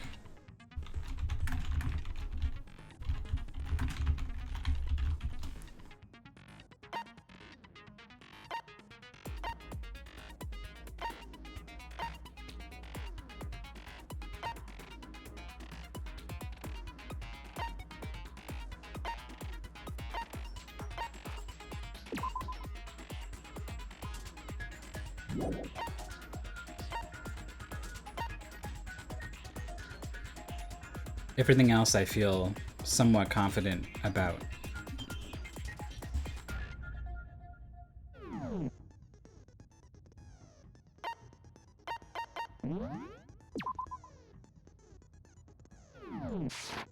Alright. All rise. Let's begin with a basic explanation of the class trial. So, your votes will determine the results. If you can figure out who done it, then only they will receive punishment. But if you pick the wrong one, then I'll punish everyone besides the blackened, and the one that deceived everyone else will graduate. Okay, then. So, first off, let's talk about the murder weapon! Okay. The locker room dumbbell. Chihiro's fatal injury. It appears it was a head wound. According to the Monokuma file, the killer used a blunt instrument. But what kind of blunt instrument could it have been? I was just trying to answer his question. I guess I'm not contradicting him. I gotta wait till someone says something stupid first. It appears it was a head. Just asking a question with an obvious answer isn't enough to make me shoot him with my words. What kind of blunt instrument could it have been? I bet it was an iron pipe. Okay, it's this fucking idiot who's gonna be the one. I'm like the kid in class who's like way too eager to put his hand up. What kind of thing could it be? Ooh, me. I know. I'm the one. Ask me. I know. And it's just like, no, shut up. Sit down. Wait your turn. It was covered in blood, and there was nothing else at the scene that could have caused that kind of injury. And the wound on the victim's head is consistent with the shape of the dumbbell. As far as I'm concerned, The wound on her head is consistent with the shape of the dumbbell? Yeah, she was really investigating the body. You looked at her head wound? Yay! That's so creepy! If you don't mind, I will proceed from here. Let's move on to discussion of the culprit. Although, I believe the criminal behind this heinous act is already quite clear. He's gonna float Toko here. For real? Chihiro's killer is the fiendish serial killer, Genocide Jack. Did he really kill Chihiro? A new element's been added to non-stop debates. Would you like to hear more? Lines of white noise will appear to disrupt your reactions. Truth bullets will disappear if they hit these lines, so think of them as obstacles. There's a way to keep this white noise from getting in your way. Press the A button to attach the silencer, which you can use to shoot down the white noise. If you shoot an actual remark with your silencer instead of the white noise, the time limit will decrease. So take careful aim when you have your silencer out. If it's set to gentle, it won't appear at all. In which case you can forget about it, just focus. Anyway, good luck, have fun. So is A like a toggle between silencer and not? The culprit is Genocide Jack. I'm sure of it. Case closed, as far as I'm concerned. But that's impossible! Why? What makes it impossible? Well, I mean, come on! There's just no proof for it. No, that's wrong.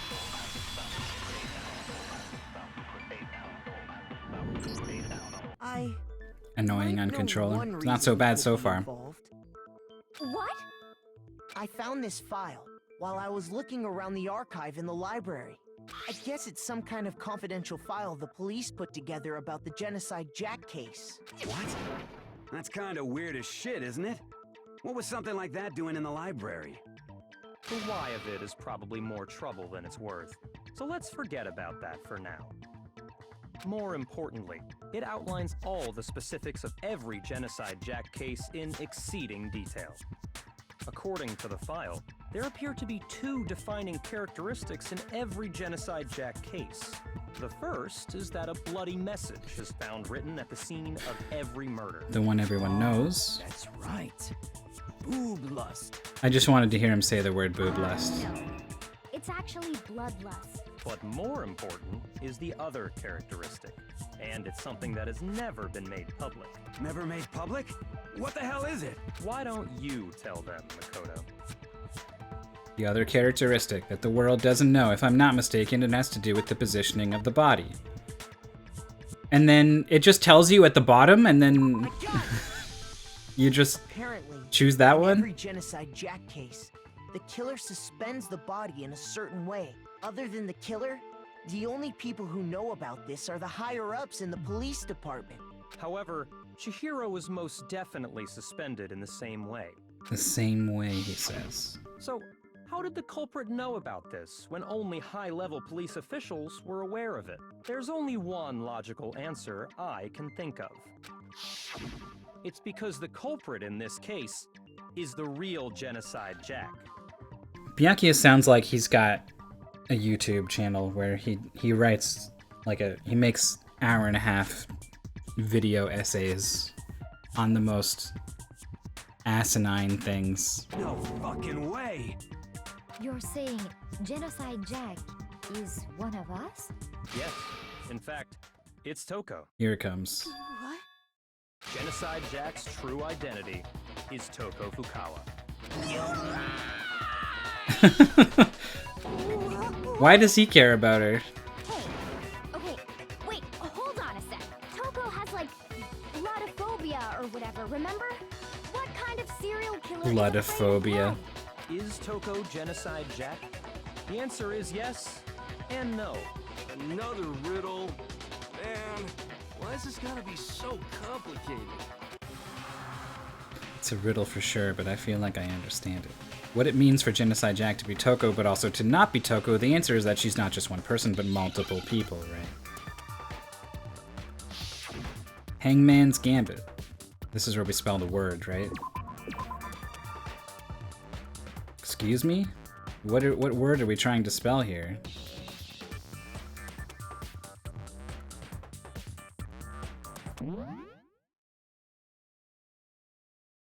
Split personality disorder.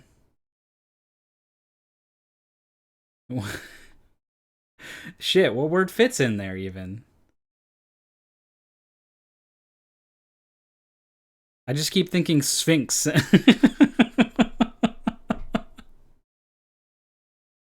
I can't look at the case file.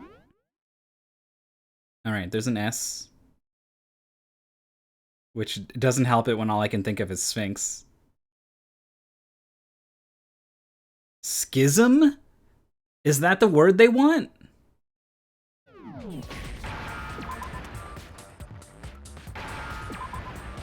Jesus, what a fucking word.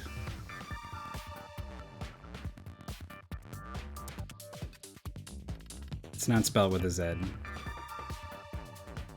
Right? It's an S, right? Is it? It is a Z. Shit. Am I just waiting for the M?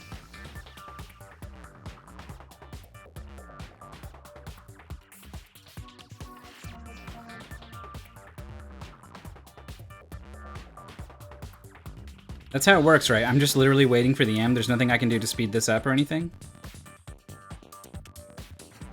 Does it want schizo? Please don't tell me. What? That's not even a real word. It's slang and, like, offensive? Jesus. Is it because Genocide Jack has a split personality? Huh? I think I read that somewhere in the file, too. They thought that the suspect might Alright, have, moving on. what did they call it? This Oh, okay. But still, to go and say that about Miss Fukawa is... Perfectly acceptable. Toko's strange behavior after seeing the body is proof enough that she has a split personality. The one thing that shows Toko could have a split personality. She fainted. Her behavior changed?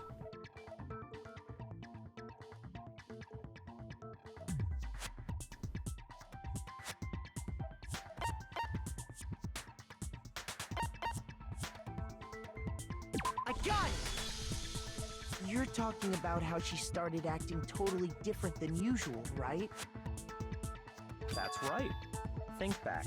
She fainted when she saw Chihiro's corpse, and then, when she woke up... She had this fucking crazy look on her face that no one's ever seen, with her tongue literally hanging out of her mouth.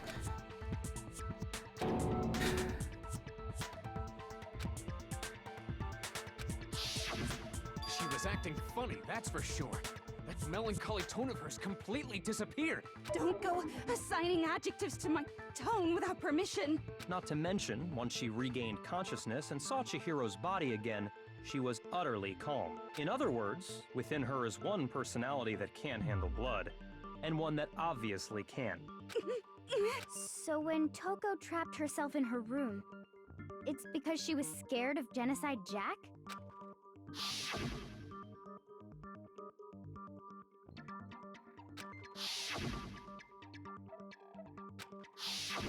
The reason she locked herself in her room wasn't to keep other people from getting in. It was to keep her other personality from getting out. What?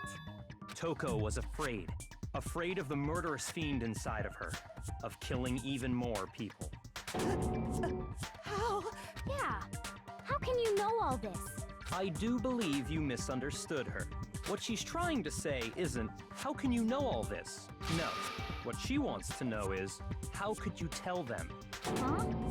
Last night, just before Monokuma gave his motive speech, Toko and I had a strange conversation. Okay. She told me a most interesting story. She said a murderous fiend lived within her, and she was afraid it could appear and attack at any time. This is really damning for him, because he knew Genocide Jack had a split personality. He knew Genocide Jack was a student. He knew Genocide Jack suspends people. But he couldn't have known that she had split personality until now he's revealed that she just straight up told him. So as soon as she did that, he is able to set her up to take the fall. And that trepidation is what's caused her to have such a bleak attitude. Isn't that right, Toko? And then he leads me around to find all the clues he wants me to see. I want to try to remember, what clues did he have me look at? Because he would remember when he was like, all right, that's it for this room, let's go to the next. And we left before I looked around more, right? So what did we find when we were with him? We didn't find anything about the carpets or the posters being switched.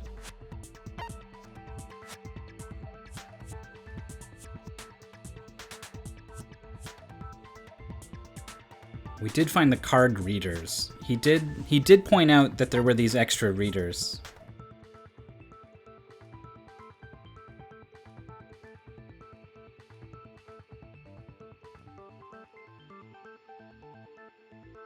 Which doesn't seem all that important. It's maybe insurance, I guess, if it comes out that Chihiro's handbook doesn't open the girls' locker. He can be like, well then, Chihiro took one of these.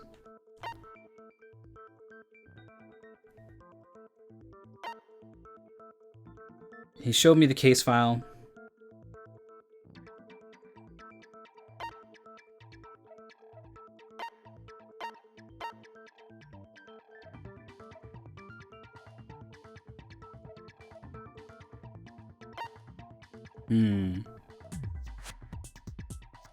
He didn't show me the cord. The extension cord that he was using was actually the thing that was used to tie her up.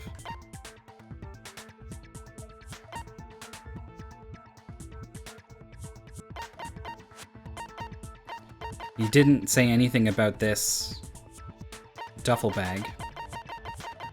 Yeah, there's a lot of evidence pointing towards him.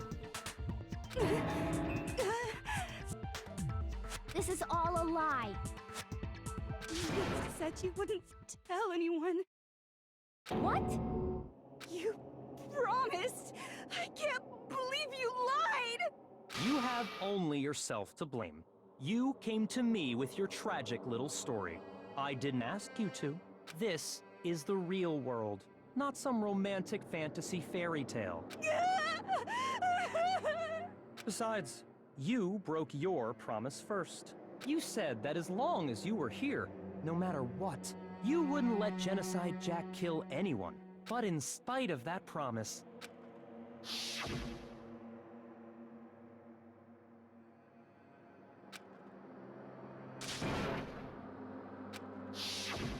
You said if I kept my promise, you would go out with me. That's the only reason I promised.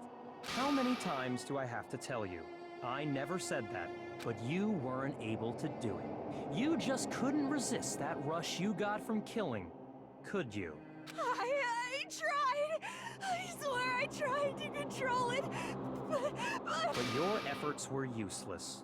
What a disappointment. I hate you.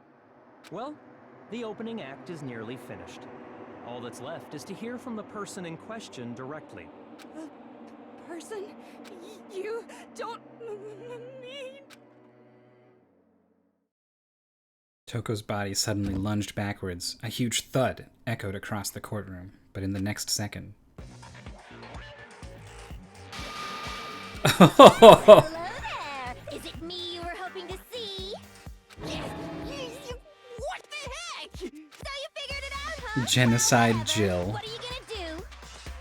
I'm the ultimate murderous fiend, Genocide Jack! Or better yet, let's go with Genocide Jill! What the fuck is this? Toko, what happened to you? Not Toko, that's a loser name, and what happened is a textbook split personality. So what if one of them happens to be a serial killer? You should turn a blind eye to one's faults. Man, the portraits in this game are fantastic. So intense. Like they say, sound in murderous mind, sound in murderous body. This one is so different from the one we've come to know. It's almost kind of unbelievable that we actually thought that maybe this was still Toko when she transformed in front of us in that locker room. Yes, well, the world is composed of a front and a back, you know. Yeah, she said that. Every inning has a top and a bottom, or how in the depths of every truth lives a little lie. Just like a jungle temple out in Africa. That is the origin of all life. Where's La Milana? I forget. Behind every dark and gloomy soul lives another that shines as bright as the sun! This is the murderous fiend, Genocide Jack. This is beyond insane. Miss Jack, Jill, can I ask you a question? What's up? Some of us think you might be the mastermind behind our entire situation. What are your thoughts on that? Well, I'll tell you. I am the mastermind of all masterminds! Just kidding! Then it's not true? Of course it's not true! How dare you try to link me to that creepazoid? And another thing, the police and government and society... This bear's literally got a happy white side and an evil black side. Like, I feel like these two are kindred spirits, if anything. I mean, they just let this idiotic, bloodthirsty maniac go buck wild all over town! Sure, I'm a bloodthirsty maniac, but life is pain, right? To live is to hurt other people. It's a necessary evil if you want to survive. The act of living itself causes pain for everyone. Just kidding again! This should be enough to convince you. This murderous fiend is responsible for Chihiro's death. There's clearly a motive, so there should be no doubt. A motive? Remember what Monokuma told us? If someone didn't murder and graduate within 24 hours, an embarrassing memory Just or kidding, secret would yeah. be revealed. Nantene. Well, let's assume that Toko's secret was about Genocide Jack. If a secret like that came to light, Toko's life would have undoubtedly been forever ruined. So she had a very clear motive to never have that side of herself exposed. Interesting. Very, very, very interesting. But sorry, as much as I hate to admit it, I'm not the culprit. But I cannot imagine anyone other than you could murder someone in such a bizarre fashion. Maybe so, but nevertheless, it's the truth. Do you really expect any of us to believe you? I believe him. I could never believe a word you say, you monster.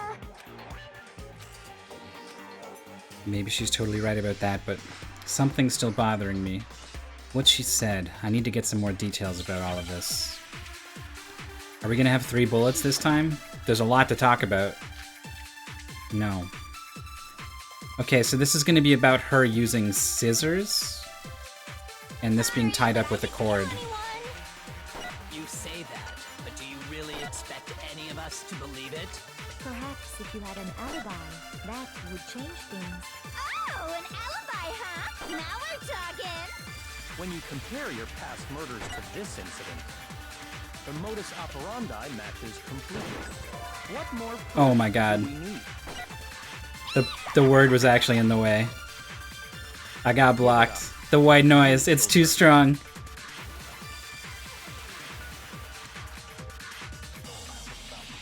Sorry, but I didn't kill anyone. You say that, but do you really expect any of us to believe it? Perhaps if you I'm still missing a heart, huh? From screwing up on the Schizo. Now we're talking. When you compare your past murders to this incident, the modus operandi matches completely. No, it's wrong. Doesn't match completely. The use of rope Are the methods of murder is really not exactly quite the same. I'm not Also, so the sure the about blunt that. weapon is different too. All the others were stabbed. I think there's a slight difference between the Genocide Jack cases and this one. Huh? How's it any different? Uh-oh, you don't know? Well then, human garbage, let me tell you! Just casually slips in that he's human garbage. And no one's gonna say anything. Passion and conviction. I consider myself a professional, and I have a very particular way of doing things. Imagine you go to a fancy Italian restaurant. They're very picky about the noodles, the sauce, everything. But what happened to Chihiro? It'd be like if that same Italian restaurant started using ragu or Chef Boyardee. This is no creation of mine. Let me rephrase that in a way that maybe makes more sense. There are 2 clear differences between the Genocide Jack I'm ready. cases and this one. One clear difference. In the photos, look at the neck and stomach. You'll see a clear difference. The fatal injury. I got it! For one, the cause of death is different. In the Genocide Jack murders, all the victims were killed the same way. According to the case file, they were all apparently killed with a pair of scissors. But Chihiro died from a blow to the head, right? Ah, yes. That is remarkably different from the other murders. Wouldn't it be strange for someone who kills the same way without fail to suddenly change their method? And there's more. One more conflicting detail. That's right. In my recipe of murder, if the bloody message is the tortellini, then the arrangement of the body would be the pesto sauce. Wow. Can you please stop comparing killing people to cooking? If it's not her who did it, and I'm pretty sure it's not, aren't we gonna have to live with this fucking absolute killer? What are we gonna do? Just like lock her up? So, are you saying the other difference has to do with how the body was arranged?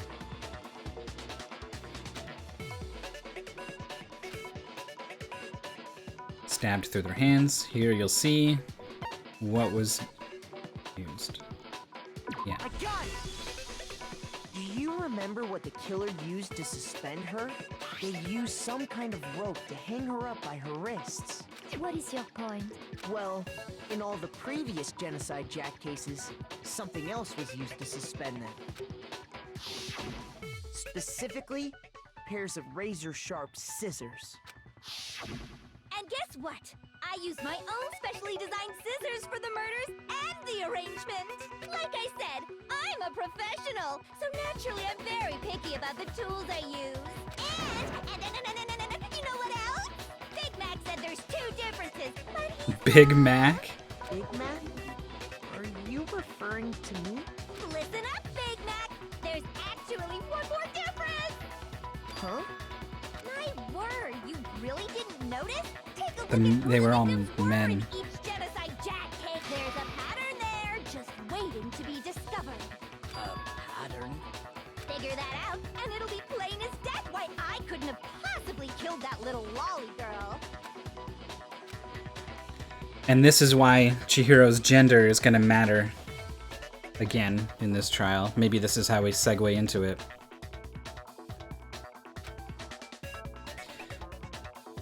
Chihiro was a girl. I got it! Is it because Chihiro was a girl? Bingo! Bullseye! Right on the money! What are you talking about? In all the Genocide Jack cases, all the victims had something in I don't know Japanese names well enough, but I recognize them as pretty masculine names. Ken Tetsuhiro, Shoji Kano Takeshi. Kumatsuna I wouldn't have known. Takefumi, Uchida. Wasn't that Masumune before? No, it was Takeshi Masamune. I think there's a typo there, but I don't know. Yuto, yeah. They were all guys? That's right! The people I kill with such passion and conviction are all adorable little men! I can't believe I said it! I'm so embarrassed! The hell is wrong with you? I can't help it! I'm just a full-throttle boy-on-boy fangirl, and the mopey side of me just hates it. But now I'm on the fast track to becoming a full-fledged fan madam! Fan madam. So since Chihiro was a girl and not an adorable little man, you wouldn't kill her? Would an Italian chef suddenly start making ramen just because they're both noodles? Don't be stupid.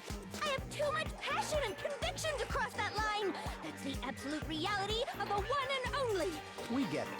You've clearly explained your hobby and your philosophy. But that's not Here all he there is comes. to it. It's a different matter entirely. When you're forced to kill in order to survive. Quiet, lowly cur! Lowly? Cur?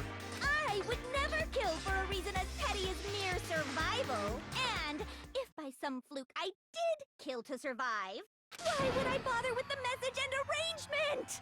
It'd make me the obvious suspect! That does make some amount of sense. Plus, whatever reason I have for killing, I would never leave out my prized scissors. The skizzers. Who would go out of their way to use a big, stupid, heavy dumbbell? Maybe you use the dumbbell because you... The girls all have scissors. I don't have any evidence to suggest this, but... Don't just use any Yeah, but then again, she probably wouldn't use the generic store. She makes her own... envy of the entire world! Scissors! Okay, whatever. There still aren't any in the school. Are you sure about that? Oh. She's just got him. Equipped!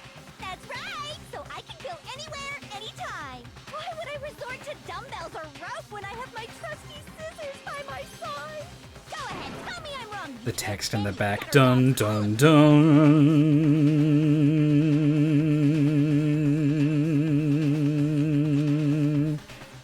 Not to mention, I have no clue how to tie a good knot. So rope's totally out of the question anyway. I have no idea what's going on anymore. Could such a heinous villain really be innocent? It makes sense that she's got her own scissors.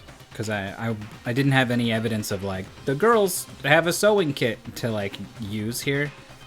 And then also she's got her own special scissors anyway, so probably those ones aren't good enough. And nobody but the police knew about that. Yeah. That's why we figured it had to be the real deal, and not some copycat killer or whatever. There is one person who could have copied the Genocide Jack cases. Here we go. Here's my answer. Byakuya, it's possible you could have found out, isn't it? You'd have no problem gaining access to classified government documents or internal police records. Plus, you'd already looked through the Genocide Jack file before this all happened, hadn't you? Are you saying Mr. Togami did it? Then the reason you pushed the theory of Genocide Jack being the killer so hard was because he wanted to pin the crime on her. So, he rearranged the scene to disguise it and make it look like I put my stamp on it. The adorable glasses man was behind it all. Oh, I'm on fire! Now I'm nervous because that accusation came pretty early into this trial. What's your response? I see. So now the suspicion falls on me. Then I must ask, when would you say I began acting suspicious? Surely you must have an answer. Looking back and thinking about it now, Where is it going with this? When did he start acting suspicious? Maybe when he started cooperating with me? you were acting right before we discovered the body was a little strange.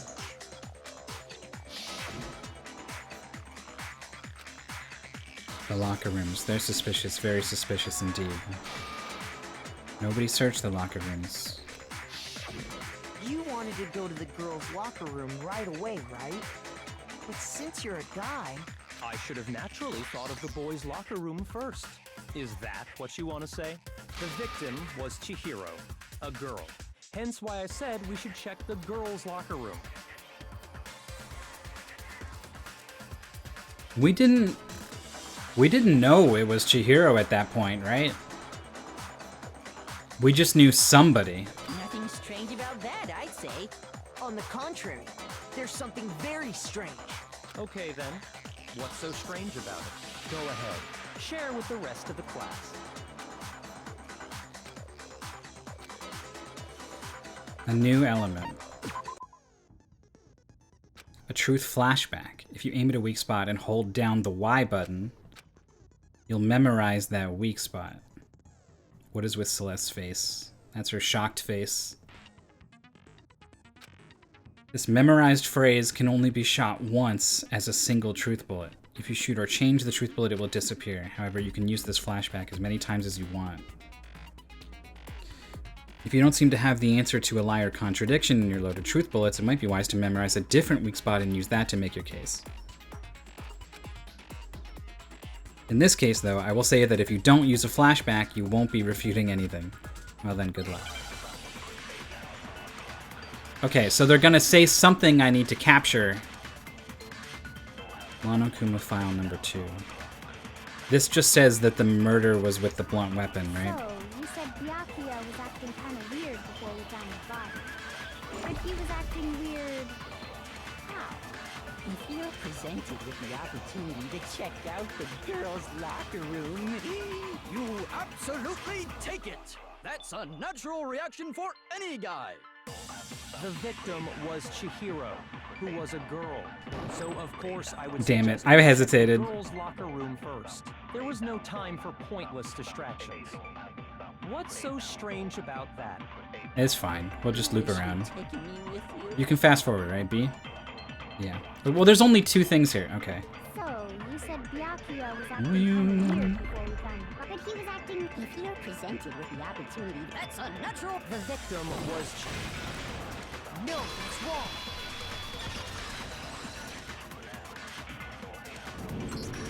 I'll tell you what's so strange about that, because up until we actually discovered the body, we couldn't have known who the victim was. So your claim that you went to the girls' locker room first because Chihiro was the victim doesn't hold up. I see.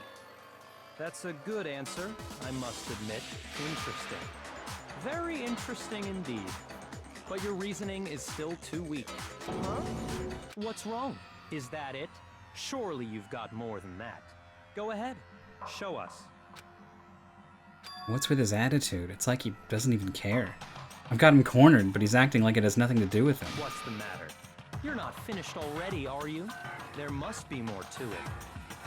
There is. It's pretty weird. Like that's like almost a smoking gun. There's, and he just is like no, and everyone else is like he said no.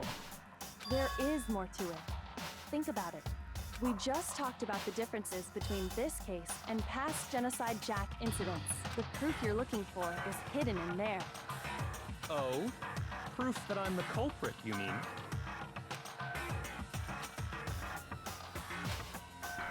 The evidence that proves he's responsible. Is it talking about the cord?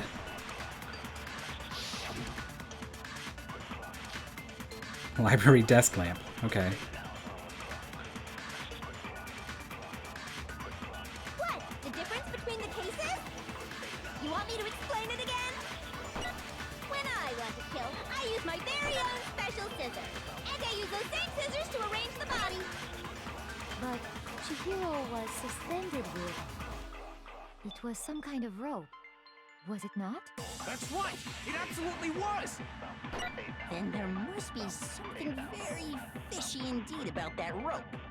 Hey, Byakuya, where'd you get it from, huh? I'd never seen that rope before in my life. Damn it.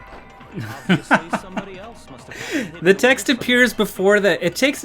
When I hit the button, it's kind of a long time before it actually gets there.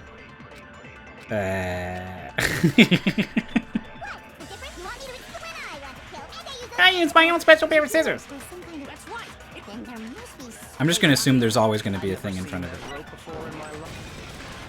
No, it's wrong.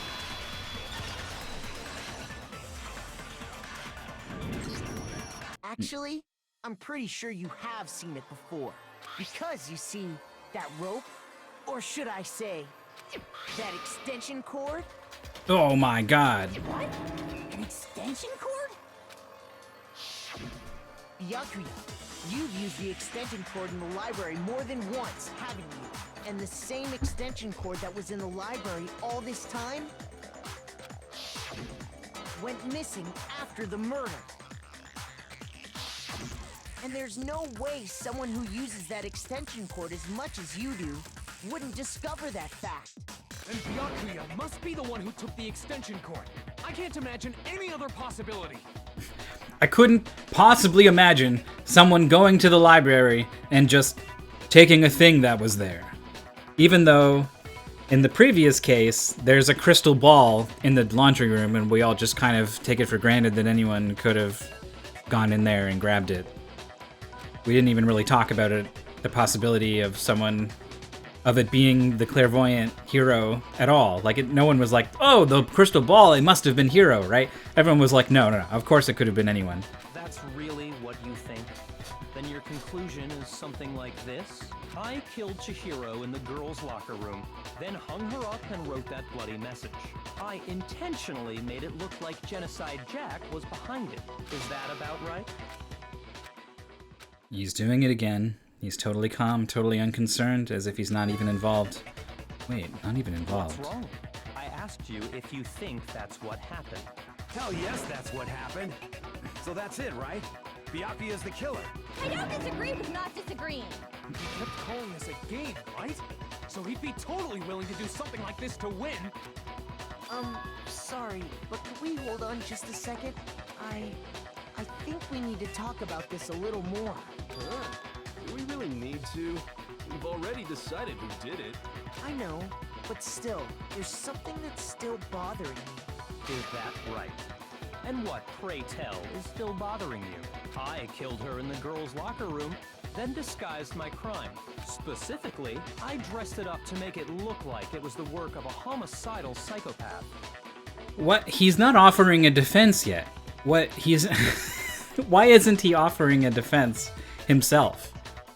Because if he actually did it, and then he just stood there and was like, oh, you think I did it? And then we all vote for him, and then he didn't do it, it just means we all die. Like, he has no reason to do that. He has every reason to defend himself if he's innocent, and if he's guilty.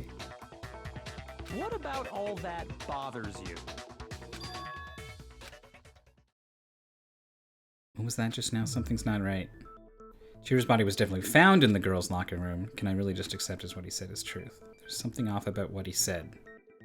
The scene of the crime. I got it! You say you killed Chihiro in the girls' locker room, right? But are you sure about that?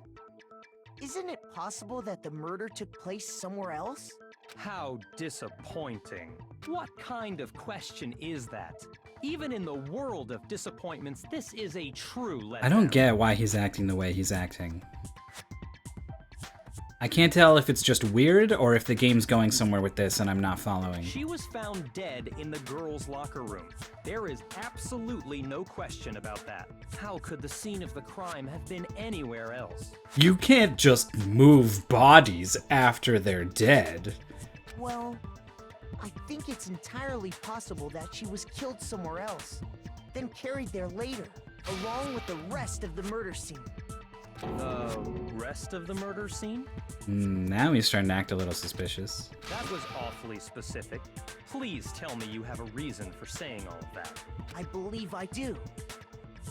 It's really, why am I the one pointing out the contradict? Like, he should be the one being like, I couldn't have gone in there, I'm a boy. Like,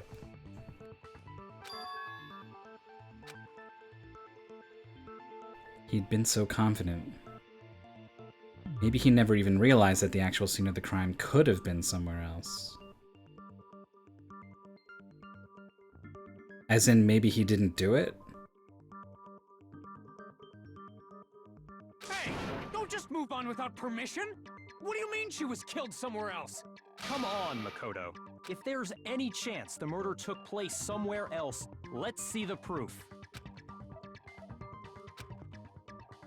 Something that was switched. I mean, there's two things that was switched, so I feel like I'm being set up to fail here. Boys' locker room carpet. Disappearing stain. These are two different things, so I think it wants the posters, because the two posters are together as one item. I'm just metagaming here. I got it! The proof that she was killed somewhere else is the poster that's hanging in each locker room. Beep Salt with the raid. Hello. Your proof is... We're in the middle of the second trial. And I think... I mean, it seemed unlikely that it was Byakuya, but there's certainly a lot of evidence pointing towards him right now in the murder of Chihiro. The poster in the girls' locker room was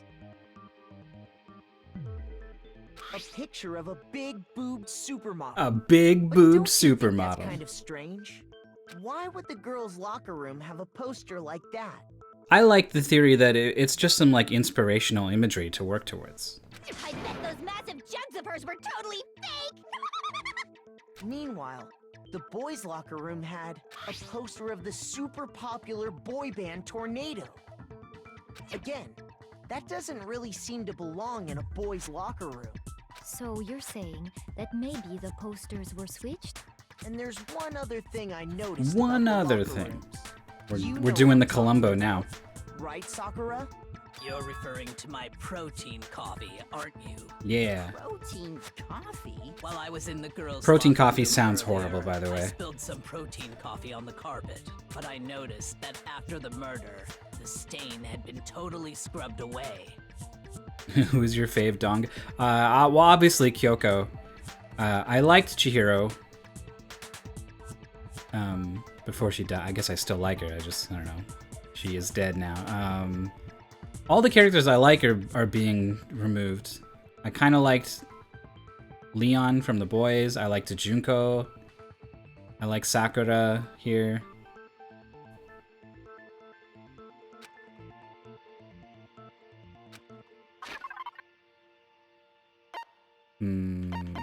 I wanna... It was moved. Is this what they want? Do they want this? Alright. I knew they were switched, but I never know exactly how to prove. Yeah, I like... They could have... there could have been so many ways to mishandle Sakura. But I think they do a great job. In fact, I found it on the boys' locker room carpet. That's definitely the stain from my protein coffee. Then, does that mean that the carpets were... I'm a little worried they're gonna mishandle some gender stuff with Chihiro. I've got some theories.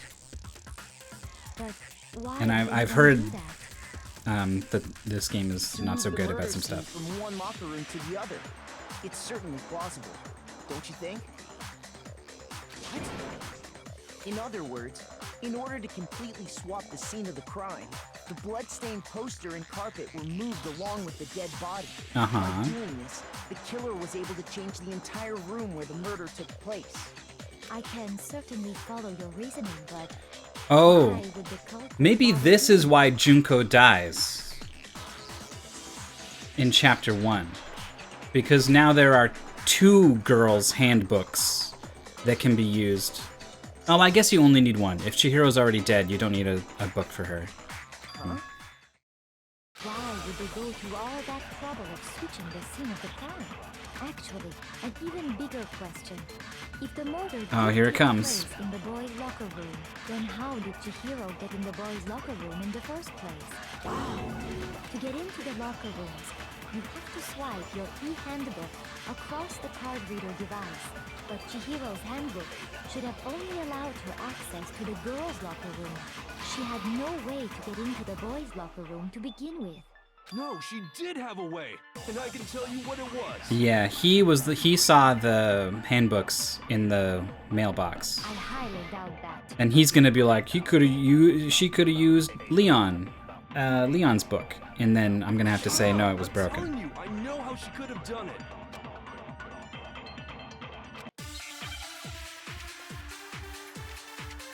But then the evidence in my gun here is just gonna be like broken handbook, and it's just he's gonna be like, you could have used the handbook, and I'm gonna be like, no, it was broken. Like what other interaction could I possibly do with this? Could Alright, Chihiro whatever. really have gotten into the boys' locker room somehow? Ah, I got it! God damn the music though. She must have hacked her e-handbook. She was the ultimate programmer, after all. I'm sure that would have been no problem for her. No, I don't think that's it. She used the thing that was in the main hall. Huh? What thing? I'm talking about Leon's handbook, of course. No, that's wrong. I waited to see if there was gonna be a purple to shoot it, and it didn't come. I had the patience this time. I've been deflected by the white noise twice in a row now. Why not? Yeah, I've been wondering if maybe I should have been on the higher difficulty, but I think these trials, even though I know so much about them going in, they're still incredibly stressful for me. I can't bring myself to make it any more stressful than it already is. Oh. Well then, yeah, I guess. And I think I'm mostly interested in seeing what happens anyway. I am struck silent by how quickly you gave up. Plus, isn't there a regulation against using someone else's handbook? Actually, the rule states I'm playing on the middle difficulty, by the way. I forget what it is. I think it goes gentle, kind, mean, and I'm on kind. In other words, you could borrow a dead person's handbook all you want, and you'd be safe. Yup, yup, yup. Hit the nail square on the noggin. Of course, if it were broken, that wouldn't make any sense anyway. So then, she must have hacked hers, like I said. She used her ultimate programmer skills and... You can't fix an e-handbook. The instant you open one up, Oh. the security buzzer starts glaring. This is new information. So, if she didn't use Leon's handbook, and she didn't modify her own handbook... Maybe Mr. Naegi's initial assumption is just... wrong? How am I going to prove that her handbook opens the boys' locker room? What evidence am I going to produce? Like, I only have this circumstantial stuff of, like, she was shy around the girls. It seems like there's no way she could have got into the boys' locker room. So I guess so. Okay then, I vote for Byakuya.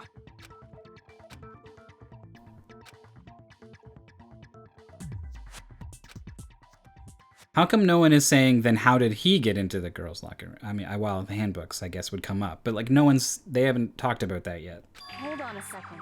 Maybe she's going to talk agree about with it. you, though. I think you're on the right track. She's got my back. You finally decide to open your mouth and that's what you've got to say? There's no way she could get in the boys' locker room, right?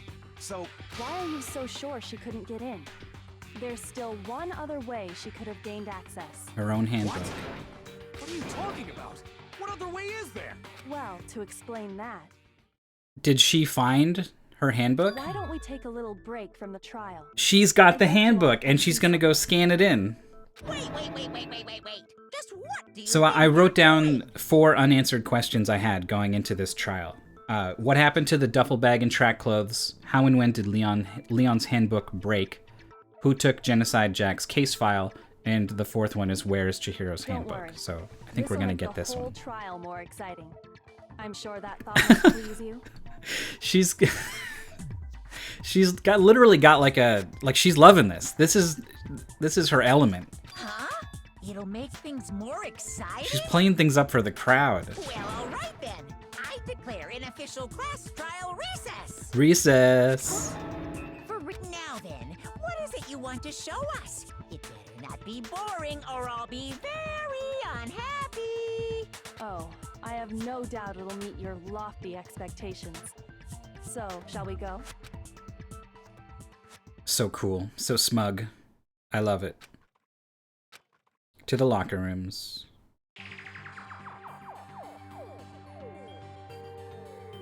The girls' locker room? We've already searched this place top to bottom. What are you trying to pull, Missy? I'd like you to examine the victim's body one more time. There it is. I've seen that emote around. Be sure to examine the entire body very carefully. Examine her carefully? Like using our hands? Fucking this guy. No, wait, no, wait, no, wait, no, wait, no, what? It's probably best if I don't run my hands all over a girl's dead body. Are we really gonna discover this by just feeling around for a... It's not that I'm creeped out or anything, it's just based on religious grounds, you know? Very well. I'll do it. But you're a girl. You shouldn't have to touch a dead body. Just let one of the boys do it. No, it's okay. I think Chihiro would rather have a girl examine her.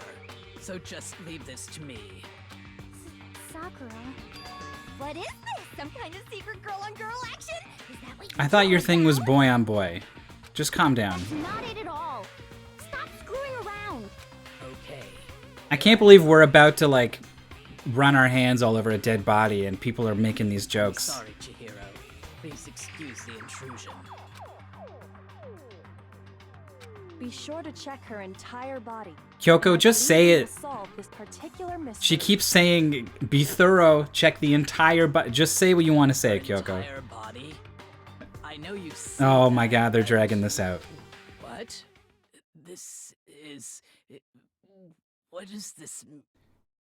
The, what is it? Excuse the intrusion. What is the phrase in Japanese? It's like, shuturishimasu. Like, it's like a very casual, pardon me. The idea... the idea of saying that before you go in to fondle the genitals of a corpse. Oh my god, she can't handle it. What is it? Not possible. It's not possible. Sakura's eyes were staring wildly at Chihiro's lifeless form. Her massive frame trembled. This girl is what? Is a boy. Oh my god. I see.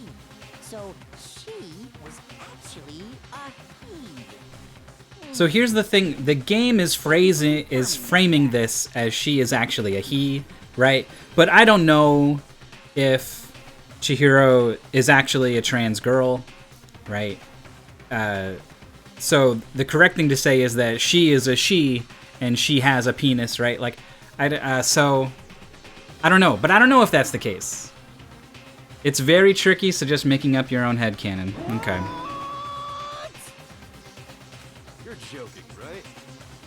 I wish she was alive so that she could say what she is, so that I know what to call her, right? Because I don't trust myself to just call her what the game calls her, because I don't trust the game to say the right thing here. That's what I'm trying to get at. I wouldn't joke about this. Then, it's really true? The game's probably going to start calling Chihiro a guy, going to start using he, and the longer they do that, the more likely I am too, and I guess if it's unclear which way it actually is, I guess it doesn't matter either way. Chihiro Fujisaki was totally a guy. He was a cross-dresser? Oh, his was really on fire! I wish I had killed him! Yeah, technically now, Jill's not exactly off the chopping block for... I mean, there's still lots of other reasons why it wasn't her. Yoko wanted to show everyone, huh? Interesting. It still used the rope instead of the scissors. The murder still took place in the boys' locker room, so how did Jill get in there? Yes, that certainly does make things much more exciting. Now let's ride this wave of excitement back to the courtroom and get back to the trial. I gotta say, I like the fully voiced. dialogue. apologize I for think I'd keeping like you this game waiting. more if Now then, everything was let's voiced. resume the class trial. It's also less work for me as a streamer. We've all just learned of the shocking revelation that Chihiro was actually a boy. Let's pick up from there. Yes, well, I don't know his reason for hiding it, but the fact is, Chihiro was not a girl, but a boy. Trial days were much better on my throat, yeah. To think that Chihiro was actually a guy, the thought had never crossed my mind. Was male, he would have had no problem gaining access to the boys' locker room. To try to excuse the game's diction a bit, you can remember they're a bunch of stupid, uninformed teenagers. Yeah, that's true. Did, in fact, list his gender as I definitely would not, like, it's really only in, like, the past, like, 2 years, I think, that I've become a lot better about how I think about gender and transness and all kinds of things, right? Like, I would have been an absolute asshole at 15 or 18 or whatever these kids are. Of course his handbook said he was a boy. He dressed like a girl, but he was a boy through and through. So then, there should be no issue with Makoto's initial assertion. The victim was killed in the boys' locker room, and was then later moved to the girls' locker room. And the killer could have easily used Sayaka or Junko's handbook to get into the girls' locker room. Alright, she floats this, so I don't have to. So Chihiro really was killed in the boys' locker room? I still don't understand By a the motive boy. for moving the body, but yes. I'm honestly more that does seem offended they possible. thought this would be a surprise. I haven't been surprised by much in this game. I genuinely didn't realize that Sayaka was trying to kill Leon until pretty late into the trial. I got the sense that she was betraying me somehow, but it really was only like maybe like 5 minutes before the game spelt it out that it dawned on me that, like, oh, she was gonna do a kill. She was trying to do the murder, not be the murder. Well, I must admit, I did find it rather... Well, I know, I thought she had the knife for self-defense. I was confused why she wrote a letter to someone, luring them to her room, right? I thought maybe she was trying to get someone to kill me, and I was like, that doesn't add up, right? Like, I knew he felt a little off. There was a certain incongruity to his female body. oh, shut the fuck up. This is the most titillating situation! So now everything has been connected. All the mysteries have finally become clear. Yeah, and you are now even more like the killer. Like, all the evidence now points to you. Okay, well, connected or clear or whatever. We still think you're the killer, remember? Very interesting. This has become very interesting indeed. He's off in his own little world. I can't think of any evidence that points to anyone but him. But there's only some evidence that does point to him. And all of it, I think, can be explained. Except knowing that Genocide Jack strings up people's bodies.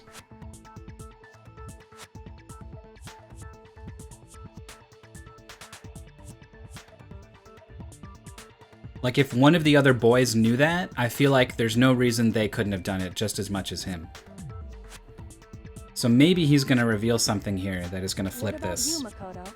After everything we've learned, do you still think Don't Byakuya ask me is the this. I don't... Well, without a doubt, Byakuya is the one that made Chihiro's death look like Genocide Jack did it. But I think he might not actually be the killer after all. Why? The first time he started to think maybe it wasn't Byakuya was when Byakuya didn't know that the murder actually took place in the boys' locker room. But he just said... What did he say? He just said Byakuya is the one that made Chihiro's death look like Genocide Jack did it.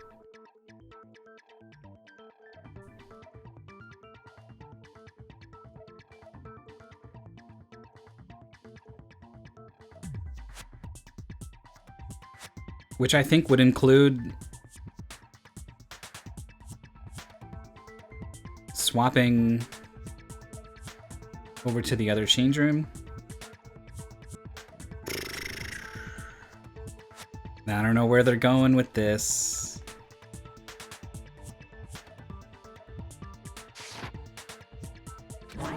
All right, let's see. Let's see if they're gonna serve this up to me or if I'm gonna have to pull something out here. He just seems to be too easygoing about all this. Like he's enjoying us solving the mystery. The way he's acting, it makes it seem like it doesn't have anything to do with him. And you think that might be because it doesn't have anything to do with him? Plus, the evidence he left behind was a little too... how can I put it? Overt. He consciously chose to use the extension cord, knowing it could connect him to the murder.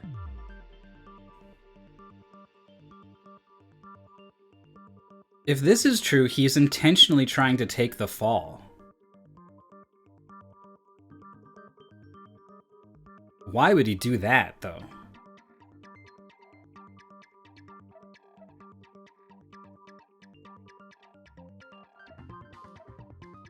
There would have to be some pretty big reveal. At least, that's how I see it.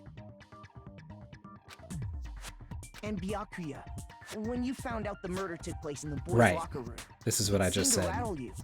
And then again, when you found out Chihiro was actually a guy. I'm sorry if my rhetorical questions pull at your heartstrings and at your fingers that want to type things. And I appreciate that, you know, there was a big raid and stuff, and no one has spoiled anything. That stuff wouldn't have had. But I think it's a lot more fun when you know what I'm thinking, so I do want to say those things out loud.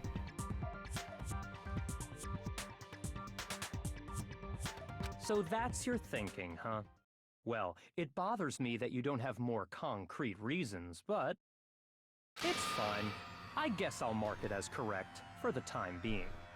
Mark it as correct? He's right. I am not the culprit. I just happened to come across the corpse in the girls' locker room and decided to alter it. What does he gain from doing this?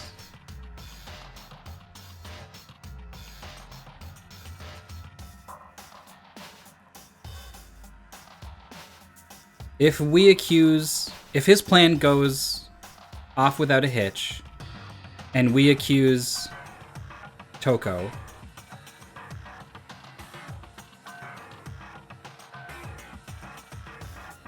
and we're right, that's good. So he would have to just know that it was Toko and then set things up to make it look even more like it was Toko to make sure that went off without a hitch. This seems unlikely.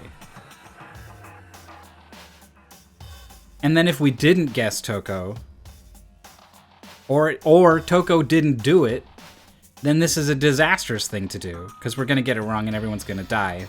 But the person who actually killed, which he's saying is not him.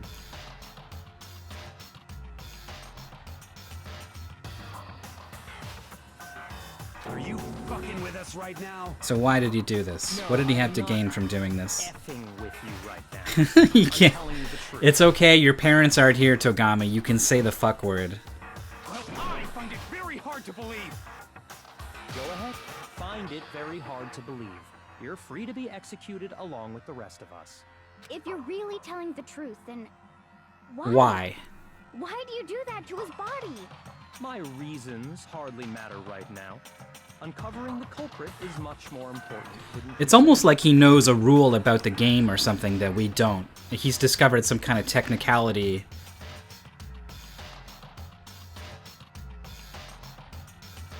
Like if he helps the killer get away or something, like he doesn't die, like I don't know. Now then, if it wasn't me, who was it? I have no fucking clue. I don't think I can say for sure without talking about it a little more. We're seriously gonna keep going? We're okay. I like him and Taka more than any of the other boys, and I think it has to be a boy. No, I'm with Makoto. If there's any doubt whatsoever, we need to explore every possibility. Because if we're wrong, we all die here. That's true. I knew it was too early to be accusing Byakuya in the trial. Damn straight. Count me in. Do you not have a mind of your own? Of course I do. What am I, an ant or something? Anyway, let's discuss this all as a group one more time. We still have time to make our decision. Where are we going? That's very true. Our lives are all on the line. Excellent. Then shall we? I'm really in the resume dark our game here. of hide and seek? If he didn't do it, then who's the real killer? Who murdered Chihiro? And why did he alter the setup? There's one thing we can be sure that we know about the killer. The killer was able to gain access to the real murder scenes, which means the killer is a guy. Since the crime scene was the boys' locker room, you would need a boys' handbook, and Leon's handbook is not working. In other words, it has to have been a guy. But that's still not enough. I need to find some more clues.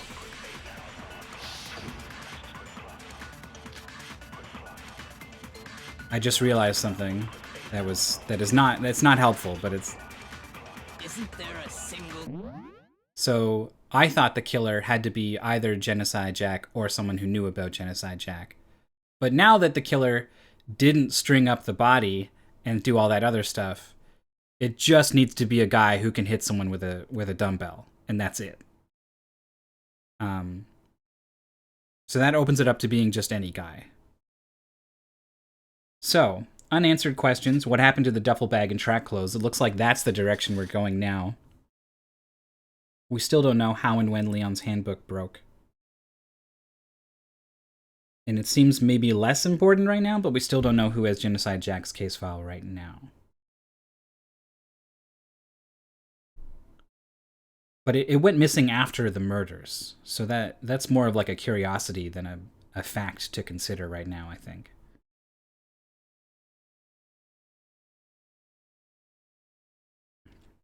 Right, so I've got Celeste's account, which talks about this duffel bag. Isn't there a single clue? You only get 1 second for shooting these purple things, so... Did nobody get a look at the killer? I'm sure if someone saw the killer, they would have said something by now. Perhaps someone saw the victim at some point. Even that might be enough for now. I mean, yeah, Celeste saw. All we need right now is any kind of new info. God damn it, I need to just wait. I need to just let it go. Isn't there a single clue that might lead well? Did nobody get... I'm sure if someone saw the... Perhaps someone saw the victim at... Yeah. All we need right now is... Kiha. Oh, I missed the purple. You want to know who saw the victim? The killer. And only the... It's always this guy saying the absolute stupid baseless thing that is the jumping off point of... I believe someone else did see the victim before he was... Why didn't I just raise my hand before anyone said anything and be like, hey, Celeste saw something? Like, why do I have to wait for someone to be wrong? Yes, I did see. Because that's how the game's set up. Okay. Oh, but I suppose only Makoto knows about this. Makoto. I've noticed that she pronounces the Japanese names differently than the more English speaker voice actors. But I think Makoto is not not quite how that's supposed to go. The rest of you had no idea, did you? That is why you're all making such ugly noises. Whatever! Just hurry up and tell us! It was last night, right before nighttime. I saw Chihiro in the dormitory warehouse. I guess if this duffel bag is gone...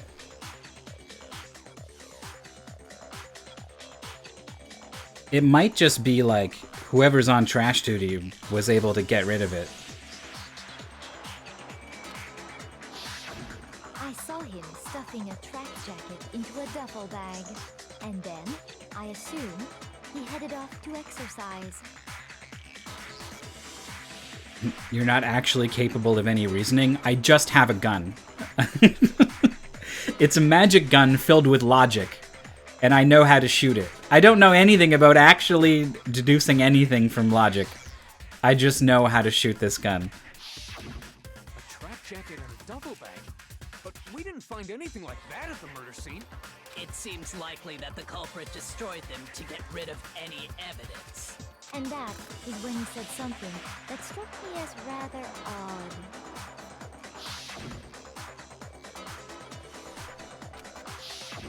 Chihiro told me he was in a hurry. To finish working out before nighttime? But why would he be in a hurry? Oh, yeah. Didn't want to work out alone. That's true. I should think. So, Mr. Fujisaki was on his way to meet with someone, and then they were going to work out together? But Hina and I had invited him to exercise with us plenty of times, and he always declined. Probably because he was afraid you'd find out the secret he was hiding, right? Which means that conversely, he must have trusted whoever he was meeting with very much. See, now, it'd be funny if the game knew that So I suspected Chihiro was gonna die. So I spent my free time hanging out with them before they died. Because I figured I wouldn't get another chance. And so, like, I think I would be the person that they would have trusted more than anyone. Enough so that he was willing to risk his secret being revealed. What a marvelous friendship! I'm not sure if I saw any indication of that kind of closeness between Chihiro and anyone else. The point is, whoever he met up with is the culprit, right? So we just gotta figure out who it was. But knowing what we know, I can't even guess. No, you already have what you need to make the connection. I hate it when she says this. I'm like, yeah? Huh? You think so, huh? The killer is. Look how confident she is. She believes in me, and I don't believe in myself. Seriously? Who is it? Who's the killer? Think back to the track jacket and duffel bag the killer disposed The only thing I can think of is that these were destroyed by whoever is on trash duty, and the last person I know was on trash duty was Focus on the Hifumi. details of these items, and it should become obvious who was waiting for him. Are you sure about that? You really think we can figure out who did it based on two pieces of evidence that we don't have? What? You want to track But there's down no some evidence that they were fingerprints or destroyed. There's just evidence that they're missing. Like it could just be sitting in the killer's room. Like Even if we had the equipment for that, we wouldn't know how to use it. As was noted, the evidence is already gone. There's nothing to get fingerprints from. Maybe, but we can make certain inferences if we just take the time to talk it out. See, this is way less. She was like, you know who the killer is. The evidence is there. And then they're like, no, it's not. And she's like, well, I mean, we can make inferences. Like, she walked this one back immediately. You scared me. Easy for you to I thought I was going to have to finger a person right here, like, bam. But fine. Celeste. But no, we're going to get some new info, and it's going to help me Jacket. make a decision. I hope. I fucking hope. The bag was just a normal duffel bag from the warehouse. It's just a normal bag. All the bags in there are the same, so I can't imagine what would make that one special. Well, if I remember right, there was a decent variety of tracksuits to choose from. Where are they going with this? Do you think there might be some connection between the culprit and Chihiro's jacket? What? Perhaps. Let's explore that and talk a bit more about the jacket he took.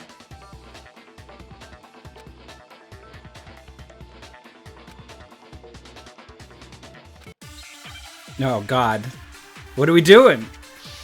What about this jacket? What did she actually say in her account about the jacket? First of all, we know where Chihiro was heading. To meet someone in the On gym. his way to go exercise. So next we have to ask, why did he choose the specific tracksuit that he did? What do you mean, the specific tracksuit? I got it! He picked that tracksuit because it matched the one the culprit was wearing. So, what you're saying is, the killer was wearing the same blue tracksuit as him? My tracksuit is No. Shoot. How did he know the tracksuit was blue? Was what I was. I should just be more patient. He was on his way to go exercise. So next bit, why did he choose? What do you mean, the I got it! He picked that tracksuit. Chihiro didn't say blue. The culprit was wearing. It was blue in the picture. So, what's your... The killer was wearing this... I'm still gonna wait. Tracksuit is black. I don't even have a tracksuit, because exercising sucks. I have a white tracksuit first. I got it from the warehouse, if you must know. Did any of that really help us get any closer? No way. Not a chance. Yeah. This sucks. If it's Mondo. He was on his way. So next bit, why did he choose? What do you mean, the... I got it! It matched the one the culprit... So, what's yours? The killer was wearing the same blue... No, that's wrong. I like Mondo. Hold on a second, Mondo. What did you just say? Huh? What'd I say?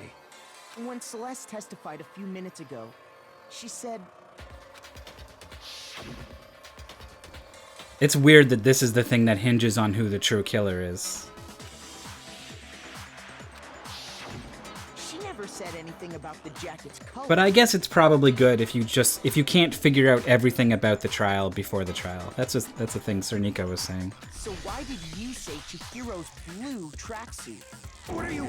You just... Hey, Celeste, what color was Chihiro's tracksuit?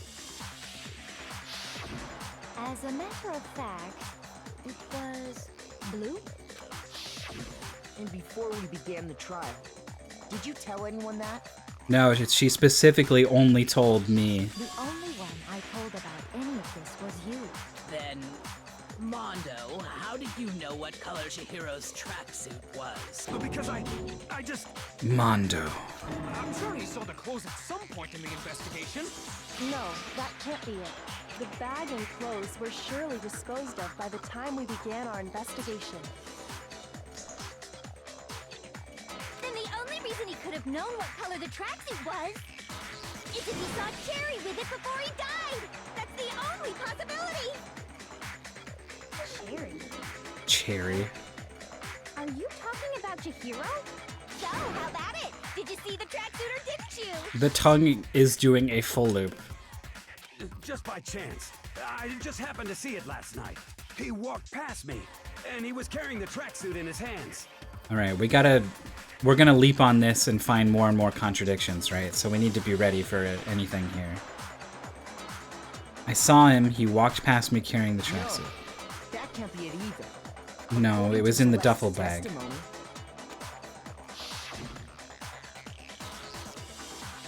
Even though in the picture it's clearly poking out of the bag. when Celeste noticed it, Chihiro made a point of making sure the jacket was completely in the bag. If you just ran into him briefly, you couldn't possibly have seen what color the tracksuit was. It would appear you dug your own grave. Perhaps. But you handed him the shovel, didn't you? That's why you said what you did. We still don't know why he changed the murder scene to make it look like someone else.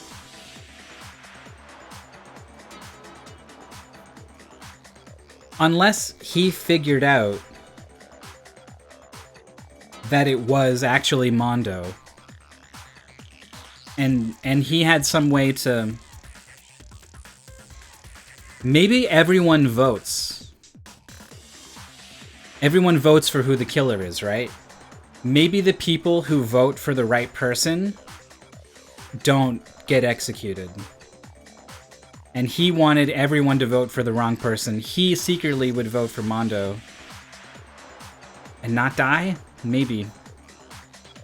Focus on the tracksuit and it'll be It's probably not worth thinking about. The game's probably just gonna tell me. Ah, now I understand. It was all one big... Hold on. Focus on the tracksuit and it'll be obvious who he met with. What a bunch of nonsense. It was just a bluff. This was Your Kyoko? true intention was to draw a slip of the tongue from the culprit. That's why you said you knew who did it. To to put them on edge. She put me on edge. Jeez, I got so much anxiety. I come in here knowing so much about what's gonna happen, and I'm still freaking out at every little thing. I'm still shooting the gun on all the wrong words. Mondo was my target all along. I had my suspicions about him Oh? from the very beginning. Did you? But why? What made you so suspicious? That's a good question.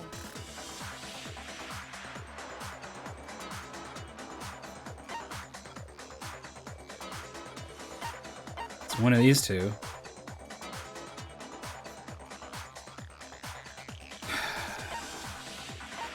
These, I feel like these are like the same thing. So what is it? This is what? Talking about his behavior at the scene of the crime? I hate that I can't open my handbook at times like this. I can get this. I can't even get the log.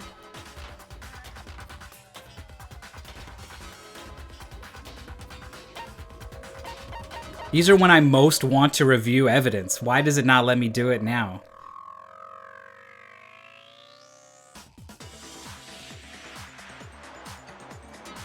Hey Stums, it's looking like Mondo did it. Which is pretty random. But maybe I missed something in the way that he was talking and or acting.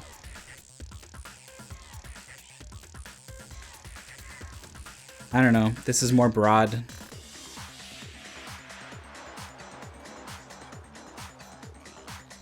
He did... There was something... He didn't know why Chihiro wanted to get stronger.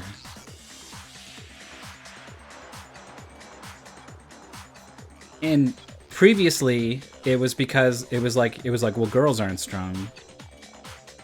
And then he didn't know why why Chihiro didn't want to get stronger.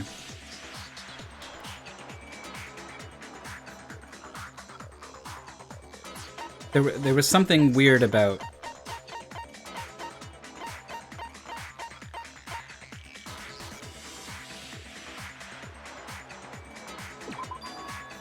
There was a certain turning point that tipped me off. Maybe you didn't notice it, Mondo, but you tend to refer to men and women differently. You only call guys dude. For girls... Yeah, he it's said chick. dude. That was it. And after he was killed, you happened to refer to him as dude. Once I picked up on that, it occurred to me that Mondo knew something we didn't. You notice such a tiny detail? Are you a witch? She's a witch! You're positively frightful! No, I'm not the frightful one. Not nearly as frightful as someone capable of murdering a friend. Mondo, was it really you? Did you really kill Chihiro? I really hope he doesn't do it just because he found out. I didn't kill anyone! You've been all over me, judging everything I say, putting words in my mouth. What gives you the right to treat me like a goddamn criminal? Yeah, he would never do something like that. This is a false accusation. It's true. My reasoning on that is pretty shaky. That was fast. Well, this does present... That's Kyoko's special move. She comes in super confident like she knows everything and then immediately is like, well, maybe, I mean, we'll see. But then she's always right. Oh yeah, he said he found some evidence, right? Oh yeah, that reminds me. Hifumi, weren't you telling me you found some evidence? Really? What kind of evidence? Actually, now that I'm thinking about it here Yeah, it's calmly, probably nothing. it might not be all that relevant. Jeez, does your confidence just get up and walk away? It's fine, man. Just tell us. If you really insist, that, here it is. What do you have there? It happens to be an e-handbook. I found it laying on the ground, so I scooped it up. Alright. This is the missing handbook, right? We know Chihiro's handbook was missing from the scene of the crime, right? For a fact. For a fact indeed. I was totally sure I'd found it. Then it must hold some clue about the culprit, right? Well, that's what I was hoping. But it's busted. It's busted. It won't even turn on. Leon's is busted. The two girls' handbooks are not. I imagine the culprit broke it to get rid of any evidence after the murder. That's odd. I didn't think the handbooks were quite so fragile. You're right. They're not. They're totally waterproof and shock resistant. It would take an awful lot to break one. And yet, this one does appear to be broken, as is Leon's, sitting useless in the main hall. For all your confidence, that is a remarkably high failure rate. You think there might be some mystery in there somewhere? How precisely Shit. do the handbooks get broken? This is still one of my unanswered questions. Literally, how and when did Leon's handbook break? Hacking it? He did say there's a weak point.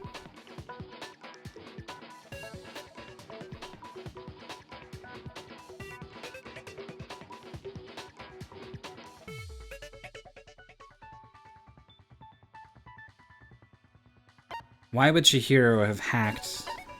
Why would...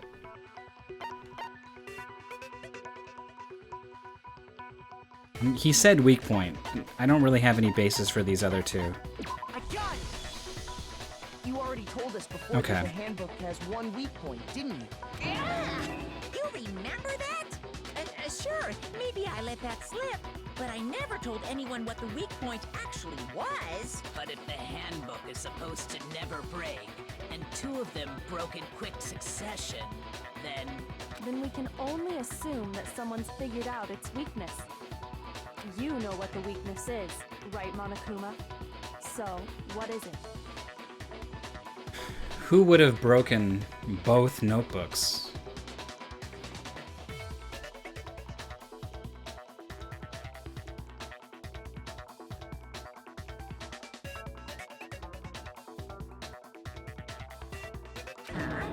You're asking me? I think it's a necessary piece of information if you want this to be a fair trial. But if I tell you, and someone else decides to copy it, that would be very not good. Just tell us already! Why would we want to break our own handbooks? Oh well, I have a weakness for pushy demands. But you're sure you won't follow their example? Then allow me to make a special announcement. The weak point of my cutting-edge e-handbook is... when it's exposed to high temperatures for too long, okay. it will suffer a meltdown and totally... This is what the freak out in the sauna is for.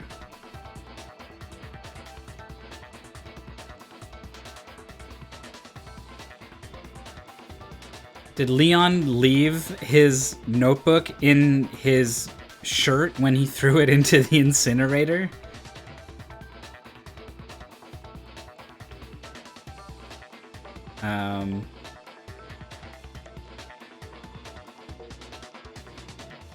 Mondo's and Taka's should be broken after their little sauna trip. No, Taka's not because he took his clothes off. Mondo's left his on. But then, but if Mondo's is broken,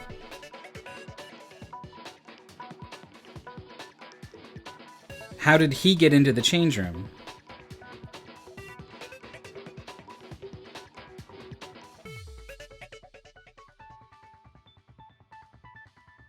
I flippin' knew it! You knew it? Yeah, because I found the handbook laying on the floor of the sauna. The temperature in the sauna can reach over 200 degrees. Strange how you don't get burnt, huh? It's because as your sweat evaporates, it creates a cooling layer of air around your skin. If the hot air of the sauna were somehow pushed directly onto your skin, you'd definitely get fried. That layer of air would get blown away. That's why you may feel a burning when you move around. So when you're in a sauna, make sure to keep nice and still. Interesting. Okay. I learned one new fact today. That is a mere trifling speck of knowledge. Anyway, if you found the victim's handbook in the sauna, then the killer must have been purposely trying to raise its temperature in order to break it. I guess Mondo could have had his broken, and then that's how he knows that they Meaning break the that way. culprit somehow knew its weakness. But how'd they find out? Monokuma said he didn't tell anyone, right? Indeed. Quite the mystery.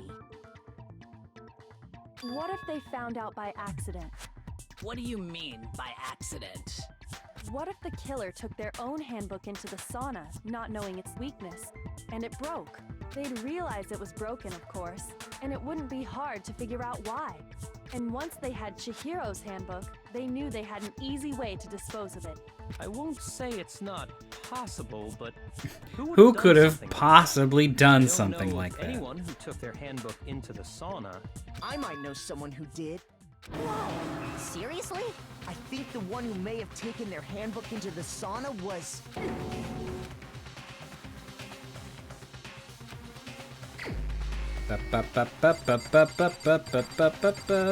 Oh, you can select dead people. Ooh, that's gonna be a thing at some point. Hey, man. Everyone, look at everyone else's like, oh no, I hope he doesn't pick me, and then this. Here's my answer. That's the face of someone who really Mondo, doesn't want to get Your picked. handbook got broken in the sauna, didn't it? What? Why? Why do you keep accusing him? Mondo and Taka had an endurance contest in the sauna not too long ago, remember? And for the contest... This explains how he found this out, but it doesn't explain how he got into the boys' locker room because his handbook is now broken. He needs another one. Now, maybe the reason Leon's is broken is because he takes Leon's, uses it, then breaks it. But then probably it would have been found with Chihiro's, not in the letterbox. So I was kind of going off the assumption that Leon's broken the incinerator, so he needs someone else's handbook to get in. But little did And I don't know whose it would be. He'd also left his handbook in one of his uniform pockets. And when it was all over, Mondo discovered that taking your handbook into the sauna could easily destroy it. No, wait, hold on. You've got it all wrong. He would never kill. Not my bro. I don't accept this. Show me the proof. The actual solid proof. Yeah, I don't know how to back this up with actual solid proof, honestly. Oh boy. All right. What's the shit?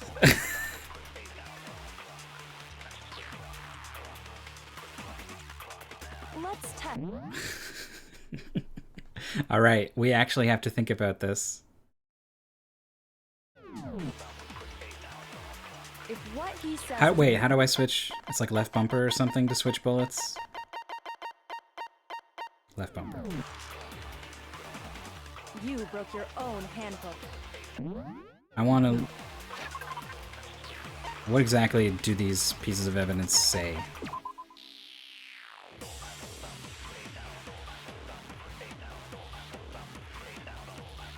Not possible for two people to enter at the same time. Lending someone your handbook is a violation of school regulations. So maybe that's the angle? He's going to be like, I borrowed it, or so, you know.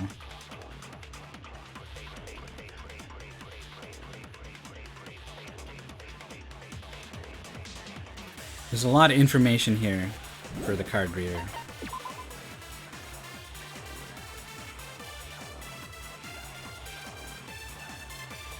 I think we already know everything about this.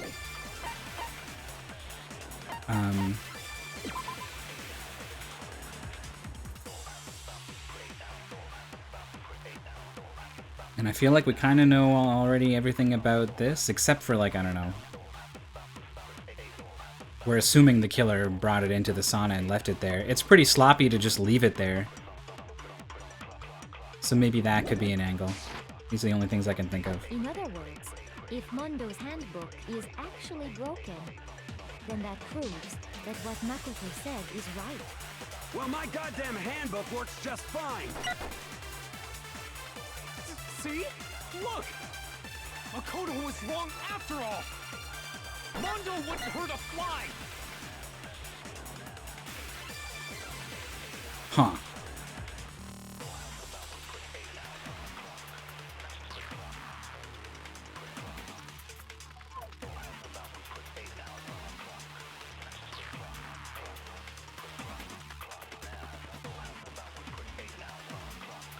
Sure, Makoto's handbook broke during their sauna showdown. If I can just prove that, then that will show the handbook Mondo has must actually be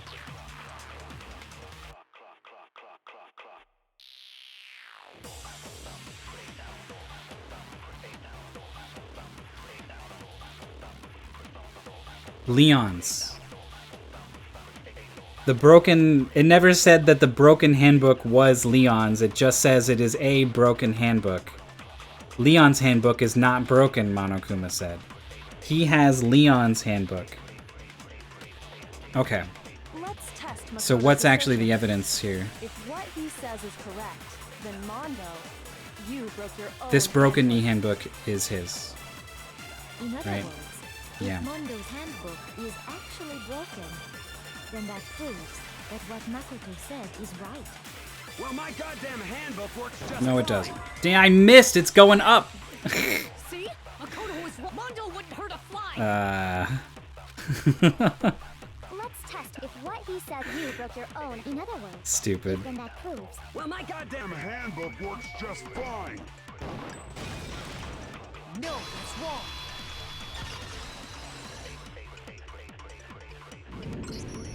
Mondo, the handbook you have right now, is it really yours? The fuck is that supposed to mean? The broken handbook that was in the main hall. Isn't that one actually yours? It says unlikely to be Leon's? Oh, okay. What are you talking about? What I mean is, I think Mondo swapped his handbook out for one that actually works. I think he took Leon's I think I handbook and I think I replaced it with didn't, his like, own. in my head, the wasn't in there. After all, I remember stumbling on that word and rephrasing it and saying it again.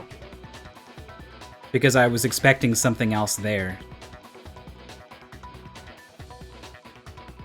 That's right! The punishment it suffered wasn't nearly enough to destroy it. So then, the broken handbook in the main hall is actually Mondo's, which would mean that the handbook Mondo has right now is actually Leon's. Yes? But doesn't that violate the school regulation that says loaning out your handbook is prohibited? No. Well, here's how I look at it. There is a rule about loaning your handbook to another student, but if they're dead, they're not. Assumed to be a student. Leon's. Leon's is unlikely to be broken, yeah. It's kind of a gray Yeah, it's two area, separate I admit. facts. But no worries. If anything, it just makes things more They're like in different interesting. paragraphs, I think. As such, I decree that exchanging handbooks with a corpse is not a violation of the rules. Well, Mondo, if I'm wrong about this, you're welcome to say so. I'm happy to admit I made a mistake, but... Son of a bitch. What's wrong, bro? Come on. Tell him he's Ah, wrong. poor Taka. You are wrong. You have to be wrong. He's a goober, but Everything you just said is wrong. You made it all up. Okay, then why don't we look back on this case one more time, from the beginning? That way, everything will become clear, and we'll all see if I was right or wrong. oh man, here we go. Chihiro, with the duffel bag, is spotted. And doesn't want to be, because it's trying to be on the down low. And then she sees...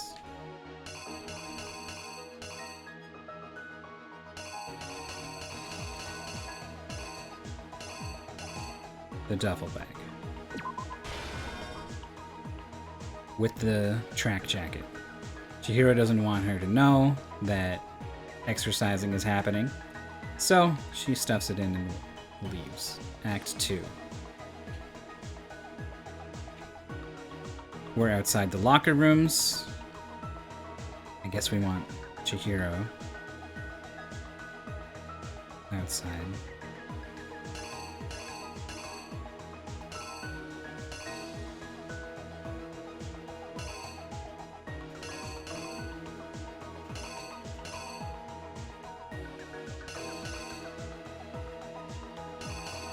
The person waiting for Chihiro is already inside, so yeah.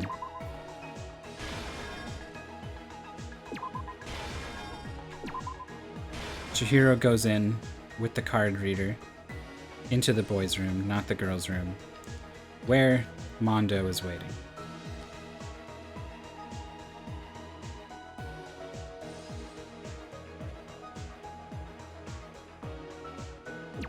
Mondo picks up the dumbbell. What is this? That's breaking... Yeah, in the sauna, right?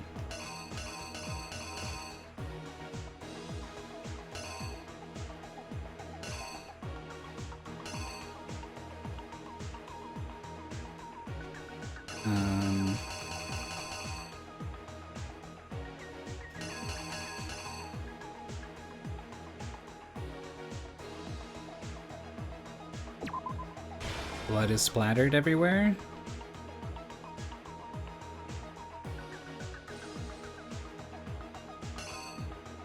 This is switching the poster. This is all crime scene stuff. This is walking into the sauna. This is taking the poster down. Is this the door to the sauna, I think? So I think this one fits best. It's just when blood gets on the poster and the ground and the dumbbell and the floor. Act 3.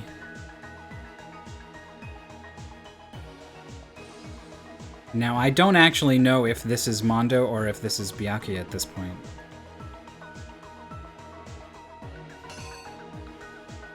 Okay, this dumbbell is exactly the same as this dumbbell, so this is a dummy clue. Rolls up the carpet.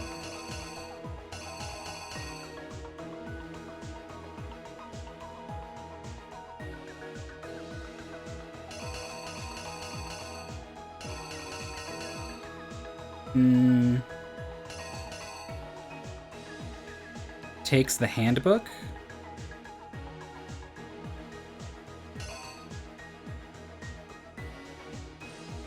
This is the same as this. Great.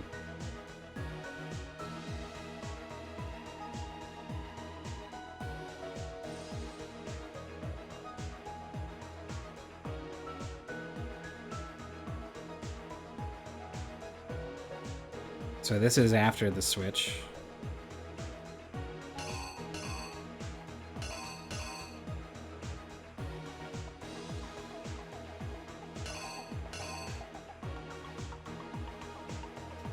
Okay, so one of these has to be taking down the poster.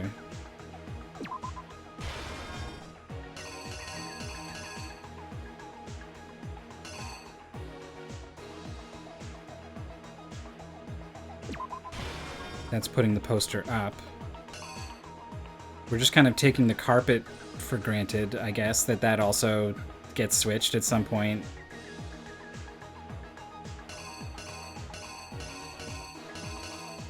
This, I don't know what this is.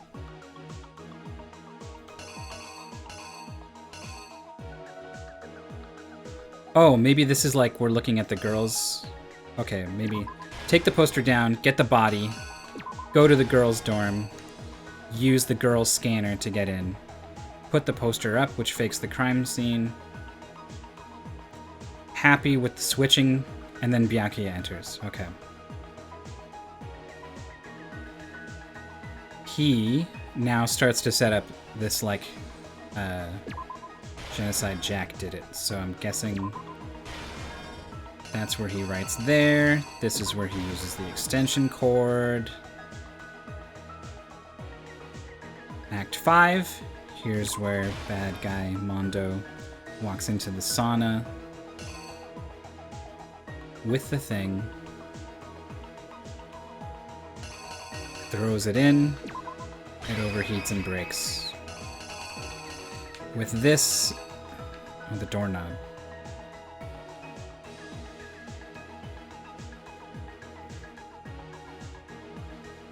This could be the doorknob.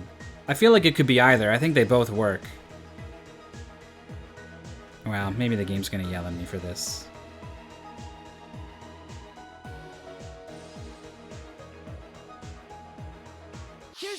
exactly what happened. Let's see. First, let's take a look back to before the incident. Last night, Celeste saw Chihiro in the warehouse, correct? At the time, she was apparently stuffing something into a duffel bag. That something was a blue tracksuit. You can confirm this, right, Celeste?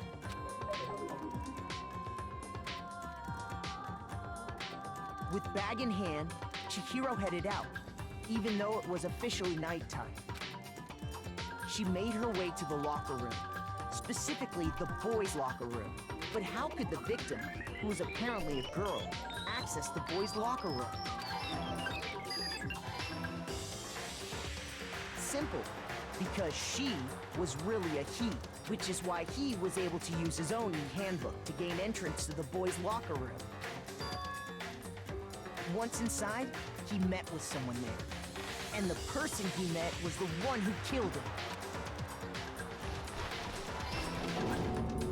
It seems likely that the killer grabbed the nearby dumbbell, approached the unsuspecting Chihiro, and attacked him.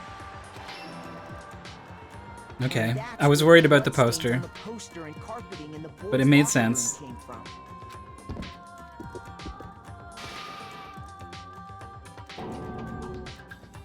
It was likely in the heat of the moment. The body was arranged, but the murder itself felt unplanned. Which is why the killer hurried to try and hide the act. First, pulling up the bloodstained carpet, then removing the bloody poster, and finally carrying the corpse into the girls' locker room. A girl's handbook was necessary to get into the locker room, of course, but this alone doesn't prove that the killer was necessarily a girl. After all, Sayaka and Junko's handbooks had been placed in the main hall. Using one of those, a boy could get into the girls' locker room without much problem. And that's exactly how the killer did it. With the carpet and the poster they brought with them, they got to work. They changed the layout of the boys' and girls' locker room in what you might call a crime What you scene might switch. call. That could have been the end of things, but no. Byakuya discovered the body and decided to intervene in the situation, making things even more complicated. They're glancing over that anyone could get into the girls' locker room. Uh-huh. He went and grabbed the extension If it's not for the sauna stuff and the blue jacket slip-up, there's really nothing that implicates Mondo over basically any of the other guys. He used the cord to string up Chihiro's lifeless body.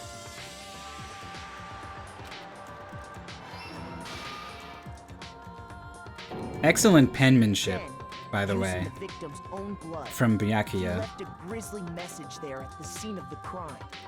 He wanted to create the illusion that Genocide Jack was responsible for the slaughter. Still don't know why he wanted to create the illusion. Maybe he's just gonna do some dumb shit where he was like, I was just testing you to see if you were good enough to figure it out. Like playing the long game. After you find out that Leon's book worked and Mondo stole it, it could have even been one of the girls, right? Yeah. Anyone could have stolen Leon's handbook. But only Mondo's was broken in the sauna. So why was his where Leon's should be? Like, that kind of implies that there was a switcheroo. The killer, having already disposed of Chihiro's bag and other belongings, arrived at the sauna. There, they planned to destroy the last piece of evidence, Chihiro's handbook. Oh, the sauna door doesn't have a knob on it, so you can't use that. That one doesn't work. Somehow, the killer knew that the handbook couldn't stand up to the heat of the sauna. And the reason they knew that is because the sauna had already wrecked their own handbook. And that's how it all played out. Washasha! Right, Mondo Errata. Complete. Why'd you do it, Mondo? Where's your evidence? Yeah, where's your evidence? You need evidence. You need proof. Without any proof, you can't pin any of this on him. Evidence that Mondo is the killer that already revealed itself earlier in the trial. If I can somehow show where Mondo's handbook is right now... I mean, I'm just assuming that he has it. He said, my handbook works, but...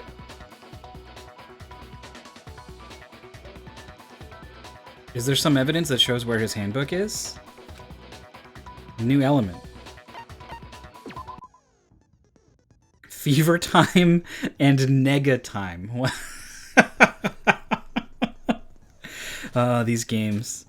During a bullet time battle, if you press the right bumper button, fever time will activate and the tempo will be forced to its max. At this point, even if you push the buttons at random, you won't miss.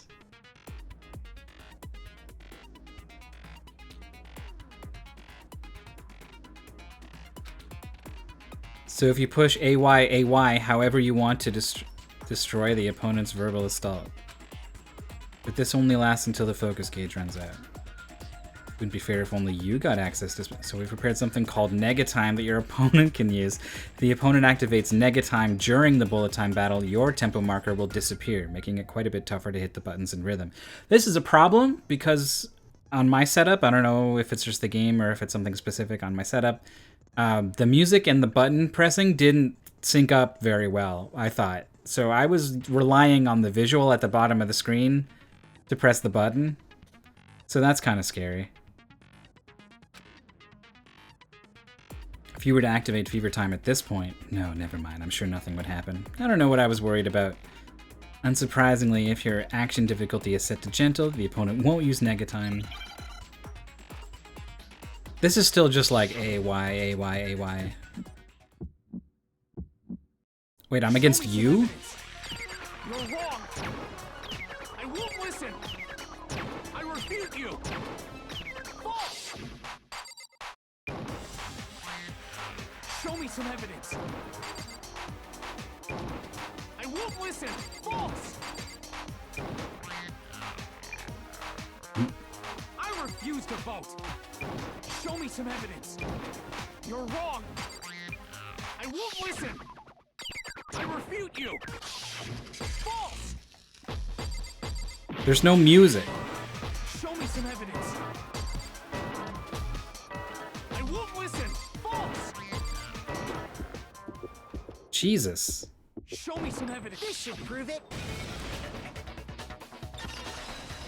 How were you? There was no music. Oh man. That felt awful. This whole thing is terrible. I don't... There's very little I like about that whole system. In which case, we can just check each of our handbooks right now. Gameplay. Once we do that, we'll... We don't gotta do that. Huh? Yeah, I did it. I killed him.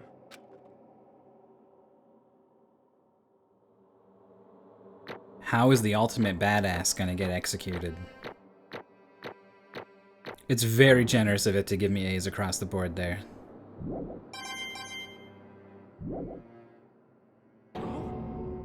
Bro. Is there an S? I got no choice, man. After hearing all that, I gotta just... give up. Go ahead, Monokuma. Get it over with. Ask for the goddamn verdict. Roger that. Wait, hold on. All too happy to do that. No waiting, no holding on. It's murder time. For the moment we've all been waiting for. Grab your lever and give it a yank. Who will you elect as the Blackened this time around? Will you make the right choice or the dreadfully wrong one? What's it gonna be? What's it gonna be? I wanted to hear from him more about why he did it. I want to believe he didn't just want to get out. I mean, he had a bit of an opportunity. I don't understand how they vote with levers. Yeah, I know.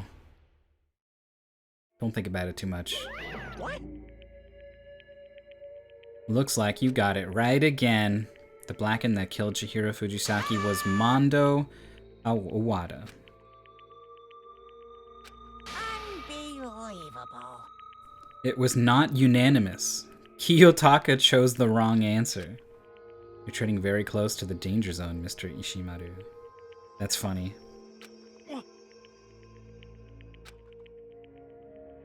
Sorry. What is this? He straight up said he did it, and he still couldn't pull the lever on him. Why did you do it? Now then. Taken a vow of silence, so allow me to explain on his behalf. Actually... The story of the murder this time is the sad story of two men. And for anyone who doesn't really want to hear it, you can just hit the B button to fast forward the text. Anyway, there once was a young boy, and his name was Chihiro Fujisaki. He had an extreme inferiority complex regarding his own lack of strength. You're so weak, even though you're a boy. He'd heard things like that as long as he could remember, and he couldn't overcome his weakness. On the contrary, he tried to hide and buried himself further and further into that weakness to take on the fragile form of a petite young girl. Huh. He had chosen that as his way out. Yeah, I don't like this. Now nobody will be able to say anything about even though you're a boy. But no matter how tightly he wrapped himself up in that shell, the inferiority complex had already taken root deep inside of him. It was not so easily weeded out. As it turned out, the shell was completely empty. The complex didn't disappear. Instead, it only grew stronger and stronger. I'm weak. Weak, weak, weak, weak, weak, weak, weak, weak. Once the killing game had begun here at the school, he had no choice but to accept this fact. After all, the world of survival is a survival of the fittest. If you're not strong, you don't survive. And then the lovely and hateful Monokuma announced the revealing of the embarrassing secrets, which of course included Chihiro's embarrassing secret, which I was more than willing to divulge. Even though he dresses like a girl, Chihiro is actually a boy.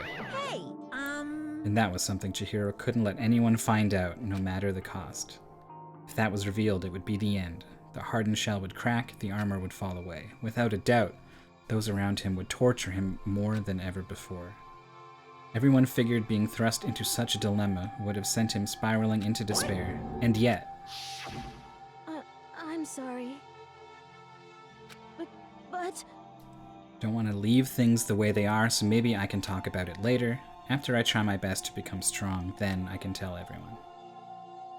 Annoyingly, he used the thread of discovery to motivate himself to become stronger. That's right.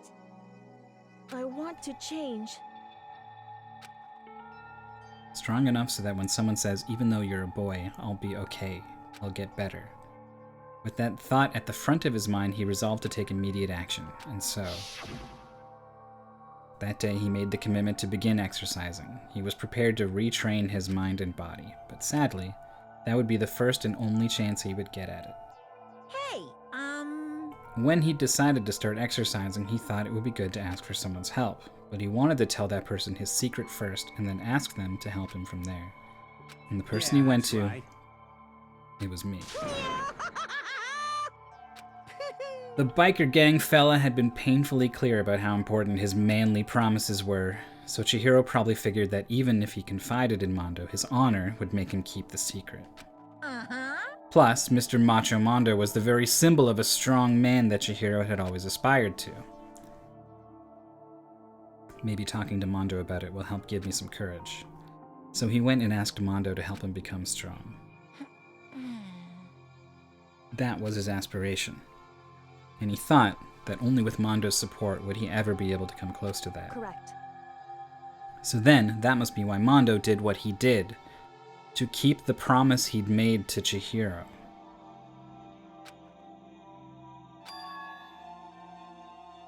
That's why Mondo carried Chihiro from the boys' locker room into the girls' locker room. Indeed. Certainly. That could have been part of why he did it, but the real purpose was to keep the promise between men. Because... Yeah, if he'd been killed in the boys' locker room, everyone would know Chihiro was not a girl. Trying to protect Chihiro's secret by putting him in the girls' locker room, this doesn't explain why he killed him.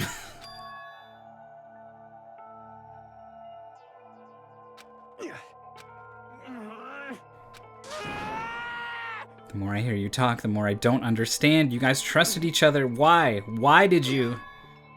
Because no matter what, I didn't want anyone to know. So that's what triggered it.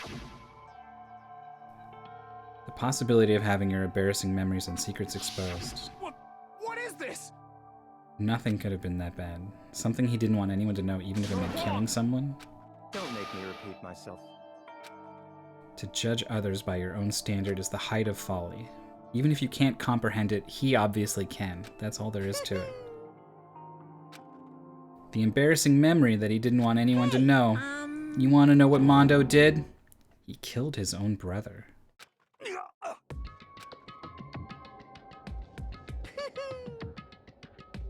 Wow. I'm just thinking about how mine is like I wet the bed a lot. And I was like, it's not so bad. And these people are sitting on like, I am a criminal. Wow. Mondo, the ultimate biker gang leader, makes all the hoodlums and riffraff across the country tremble. But the only reason he had the chance to join a gang in the first place was because of a certain someone.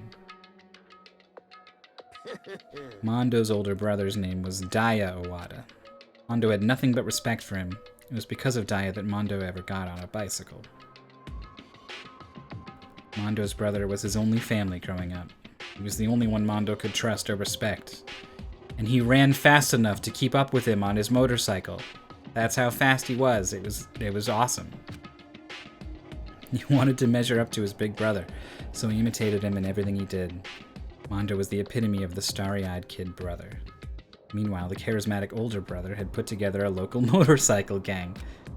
And before anyone knew it, it had grown into the biggest biker gang in the country. Daya, the older brother, number 1 in the gang, and his number 2, his younger brother Mondo.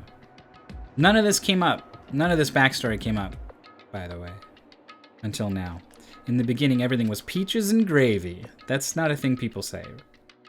But when Mondo started to think about how he would have to take over the gang from his brother someday, his brother's greatness, his reputation, began to gnaw on Mondo's very soul. The kid's gonna take over for Daya, huh? Daya created this gang with his bare hands. Mondo's just along for the ride. Can someone like that really be our leader? All that'll do is make the gang look bad.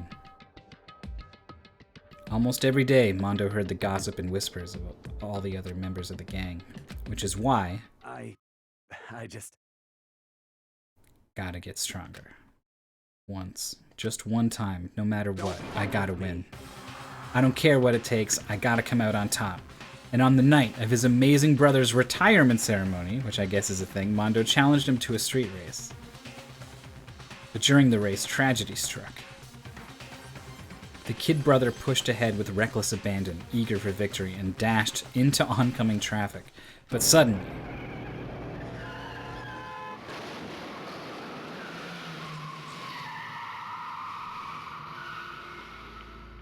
laying in his kid brother's arms, the older brother delivered his final words. My bad, kid. I fucked up. Sorry. Of course he knew it was his brother's fault, but Daya never blamed him for what happened. Hey kid, the rest is up to you. No matter what, you gotta keep the gang together. Because it's the team, you and me put together. It's a promise between men. He decided to hide the truth of what happened from everyone else in the gang. In order to keep the gang together and keep the promise to his brother, he could never admit to anyone that it was his own weakness that had caused the accident. And as a result, the team was made even stronger under the banner of the kid who'd bested his big brother. Daya was going to lose to his kid brother, so he got stupid and got himself killed. That became the explanation for what happened. Mondo's lie became the truth. He wanted to lead the team so bad he was willing to tell all kinds of lies about his brother. I'm strong. Strong, and yet... As soon as our killing game began, he realized, no matter how tough he pretended to be, he was just another weakling that could die in an instant. And then the hateful Monokuma announced the revealing of the embarrassing secrets. At that point, it was clear I would have no problem shedding light on his secret. Mondo killed his own older brother. No matter what, I couldn't let the other gang members find out. If that happened, everything would have been ruined, and he would have broken his promise to his brother. All the guilt I'd been carrying would have been for nothing. You gotta do it for the guilt. That's why after I saw what Monokuma had on me, my head filled up with a kind of fuzzy uneasiness and just started swirling around. I'd never felt anything like it before. I just didn't know what to do about it. I wasn't sure what to think or say, but after a while, that fuzzy uneasiness turned itself into a rock-hard lump of anxiety way down in my stomach. And it was right around then that Chihiro asked me to start working out with him. And right there, he told me a secret. Seriously? Jesus. I'm sorry. Yeah, I'm sorry I lied to you. But why? Why now? Why are you telling me this all of a sudden? Huh? Because I mean, you've kept that secret all this time, right? If anyone found out, you would... You're right, but... I want to change. I wrapped myself in lies. I'm weak. I want to destroy that version of me forever. His words were like a knife in my gut. I felt like he was exposing the lie I'd been living myself. I have to change. I don't want to be weak anymore. You're so strong. It can't hurt you, right? Whatever secret Monokuma might tell us. You piece of... You're saying I should just say it? What? You're saying if I really am, I should just be able to tell everyone my secret? I was jealous. Jealous of Chihiro's strength. He had the strength to face his own weakness, to try and overcome it. It was the kind of strength I've never had. And that jealousy broke me. What? Are you making fun of me? I'm strong? Are you fucking with me right now? No, I'm not. You're really strong, Mondo. Felt like I could hear something starting to creak. Something inside my head. What did he want me to do? What was I supposed to do? Was I supposed to just sit back, let my secret get revealed, ruin everything? What's wrong? Damn you! Why did you have to tell me about that? Are you trying to rub my failure in my face? I just wanted to. I just really admire you. I admire your strength. That's right. Yeah, that's right. I am strong. Strong. I'm strong. Strong. Stronger than you. Son of a bitch. And stronger than Daya. I don't remember anything after that. When I woke up again, he was laying at my feet, covered in blood. I had the dumbbell in my hand, and I was just staring at him down on the ground. I killed him. I killed Chihiro. Even after all this time, I'm still just as weak as I've always been. And thanks to that, I did something I can never take back. He was normally so aggressive, so angry. He hid that weak side away from everyone. That was his secret. A weakness like that lived in a heart like his, and it turned him cold-blooded. God damn it. Look at him. You see? You're all just like him. For a secret from the past, for a memory, for that, he killed another living human in cold blood. He couldn't cut free of his regrets from the outside world. He doesn't know what true strength is. Do you see hope anywhere in there? 'Cause I sure don't. Just shut up, you son of a bitch. Yep. I'll say it as many times as I want, is what I want to say, but unfortunately I can't do that right now because the time for punishing is fast approaching. It can't be. execution. Well now. That's what I promised you, right? The blackened that disturbs the peace will be punished. Now then, I prepared a very special punishment. For Mondo Owada, the ultimate biker gang leader. Let's give it everything we've got. It's punishment time. I'm picturing drawn and quartered by motorcycles. Sorry, man. I couldn't keep the promise we made. From one man to another.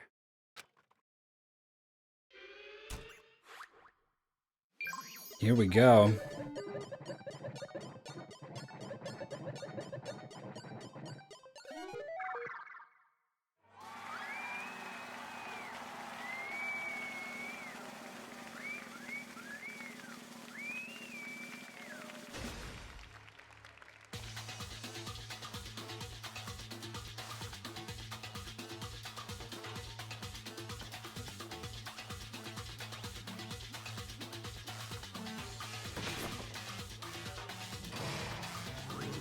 Where are we going with this?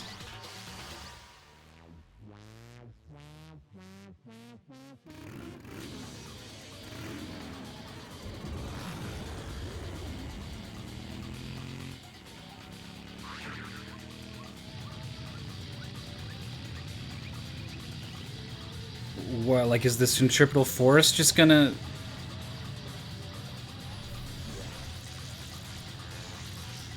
What is happening?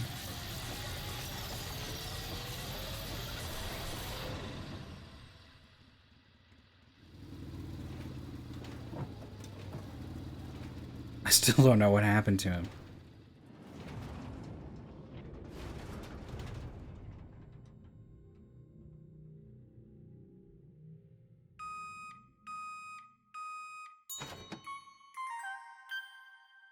What the fuck?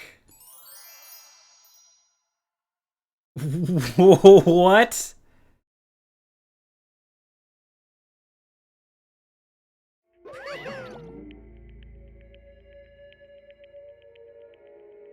Truly psychotic. What? Who thinks of that? Jesus. I can't even, like, be excited about the wild stuff that's happening on screen because, like, a character I like is also being murdered at the same time.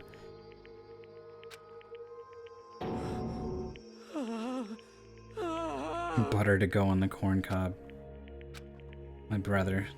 Another murder and another execution. I want to feel again. Everyone's lives are taken so lightly here. I feel like I might be going mad. Maybe I'll just let it happen. Yeah, he seems to be in the middle of that.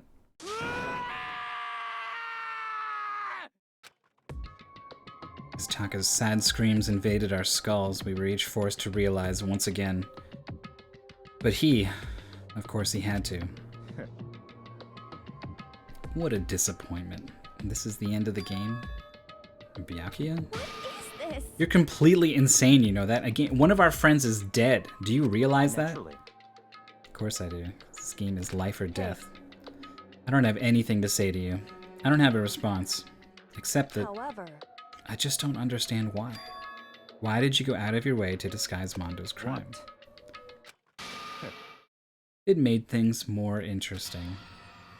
His voice was calm, emotionless, like the voice of death. It chilled me to the bone. Last night, when the murder took place, I was in the library as usual. So you ignored the nighttime rule too. That rule never mattered to me. I don't recall agreeing to it. There is nothing to be done. Well, I don't particularly care. Please continue. The night grew late, and I decided to return to my room, which is when I stumbled upon him. I spotted Mondo coming out of the girls' locker room. After he'd gone, I looked inside and saw the corpse. So he just also had the other, or maybe he went and got the other handbook. I actually witnessed the murder. He was such a fool. He didn't have the slightest idea that I'd seen him. So you're saying you knew who the culprit was from the very beginning? Indeed, but if that had been the end of it, how boring would that have been? I mean, what a waste of time to have the answer revealed right at the beginning. Which is why I decided to lend a little helping hand. I thought it would liven things up.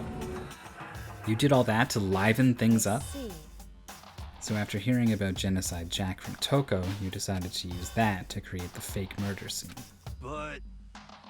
Damn, man, if we hadn't figured out who'd really done it, you would have been dead too, right? Well, obviously I would have revealed the truth before it reached that point. Of course. Becky turned and looked me in the eye. I could feel the sharp eyes piercing into me. Thanks to a certain remarkable someone, it never did. And I was able to perform an interesting experiment. Interesting. Once I do decide to become blackened, I now know who I'll have to watch out for. Yeah, so there was a little bit of that aspect of it. Correct. So that was your reason. Are you satisfied? Indeed. Yes, we're done listening to your story. Moving on. There's something I'd like to ask Monokuma. You like to perform these elaborate executions each time, correct? But why? Do you like them? But you know, this punishment, this despair, it's not just for you. All this punishment, all this despair is my gift to mankind itself. You're over-exaggerating. I am not over-exaggerating. These punishments are meant to transform all hope to despair. Damn. What do you mean? Mean? Mean? Good grief. I don't understand why you have to pick apart every little stupid thing. Whatever, it doesn't matter. In the end, I'm going to stand alone as the victor, and then everything will be revealed to me. Ooh, how exciting!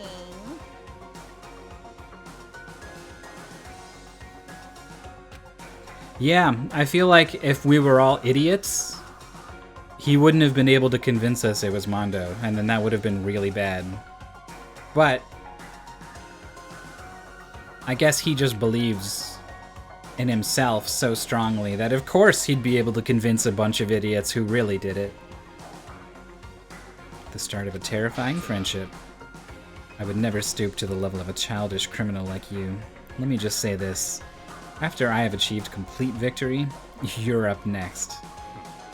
I'm gonna find you and kill you, understand? In the name of my family. For which victory is a foregone conclusion. You're getting all riled up! It's like you're the main character of a video game or something. No trash mob for you.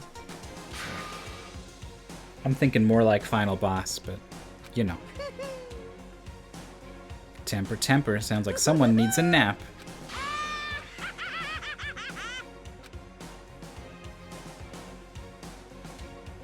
Monokuma's laughter peeled across the courtroom and the curtain closed on the case of Chihiro and Mondo. But I knew that wasn't the end. The killing game would still continue, because the mastermind wouldn't let it end.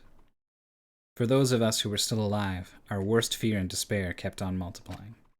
It was the kind of despair that felt like a blind puppy in hell had more of a future than us. All of our courage, our effort, our friendship, it felt like it amounted to nothing at all. The worst kind of despair. Oh? Well, anyway, like I was saying, this is a pretty good spot. Yeah, a really good spot. Anyway, isn't it amazing how that girl went and killed someone before things even had a chance to get boring? Is he talking about Sayaka here?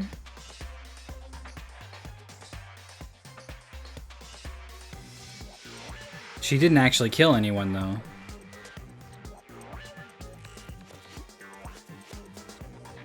Who is he talking about?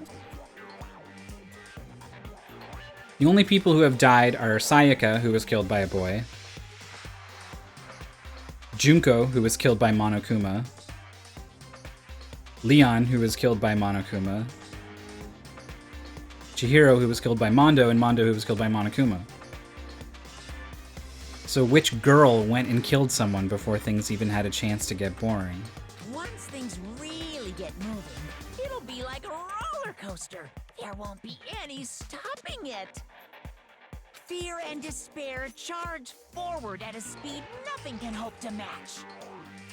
But I must admit, I'm disappointed. I went to all the pain and effort of making you part of the group, and you couldn't play your part. You do remember you were supposed to make the first move, right? Huh. Well, no biggie. Nothing we can do about it now. So just do your best to make things more exciting from now on, okay?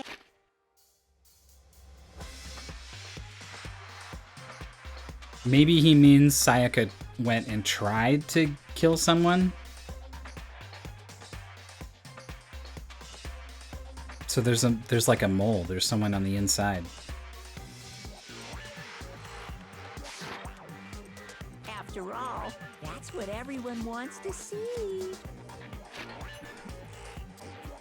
I'm gonna read this again.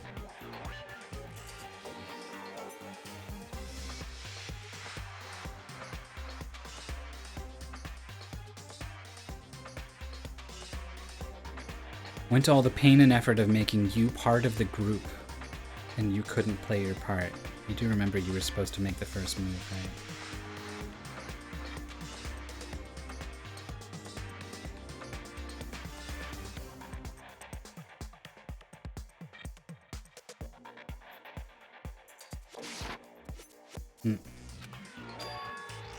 One thing I'd like to ask As you. you don't want to know my measurements, fire away. Who is it? The 16th high school student? I called it. My, you really took me by surprise there. I know I said you could ask anything, but super denied, ultra denied, demonic denied. Because you see, that's my ace in the hole. And nobody'd be dumb enough to reveal that, right? No matter how close they were to their friends.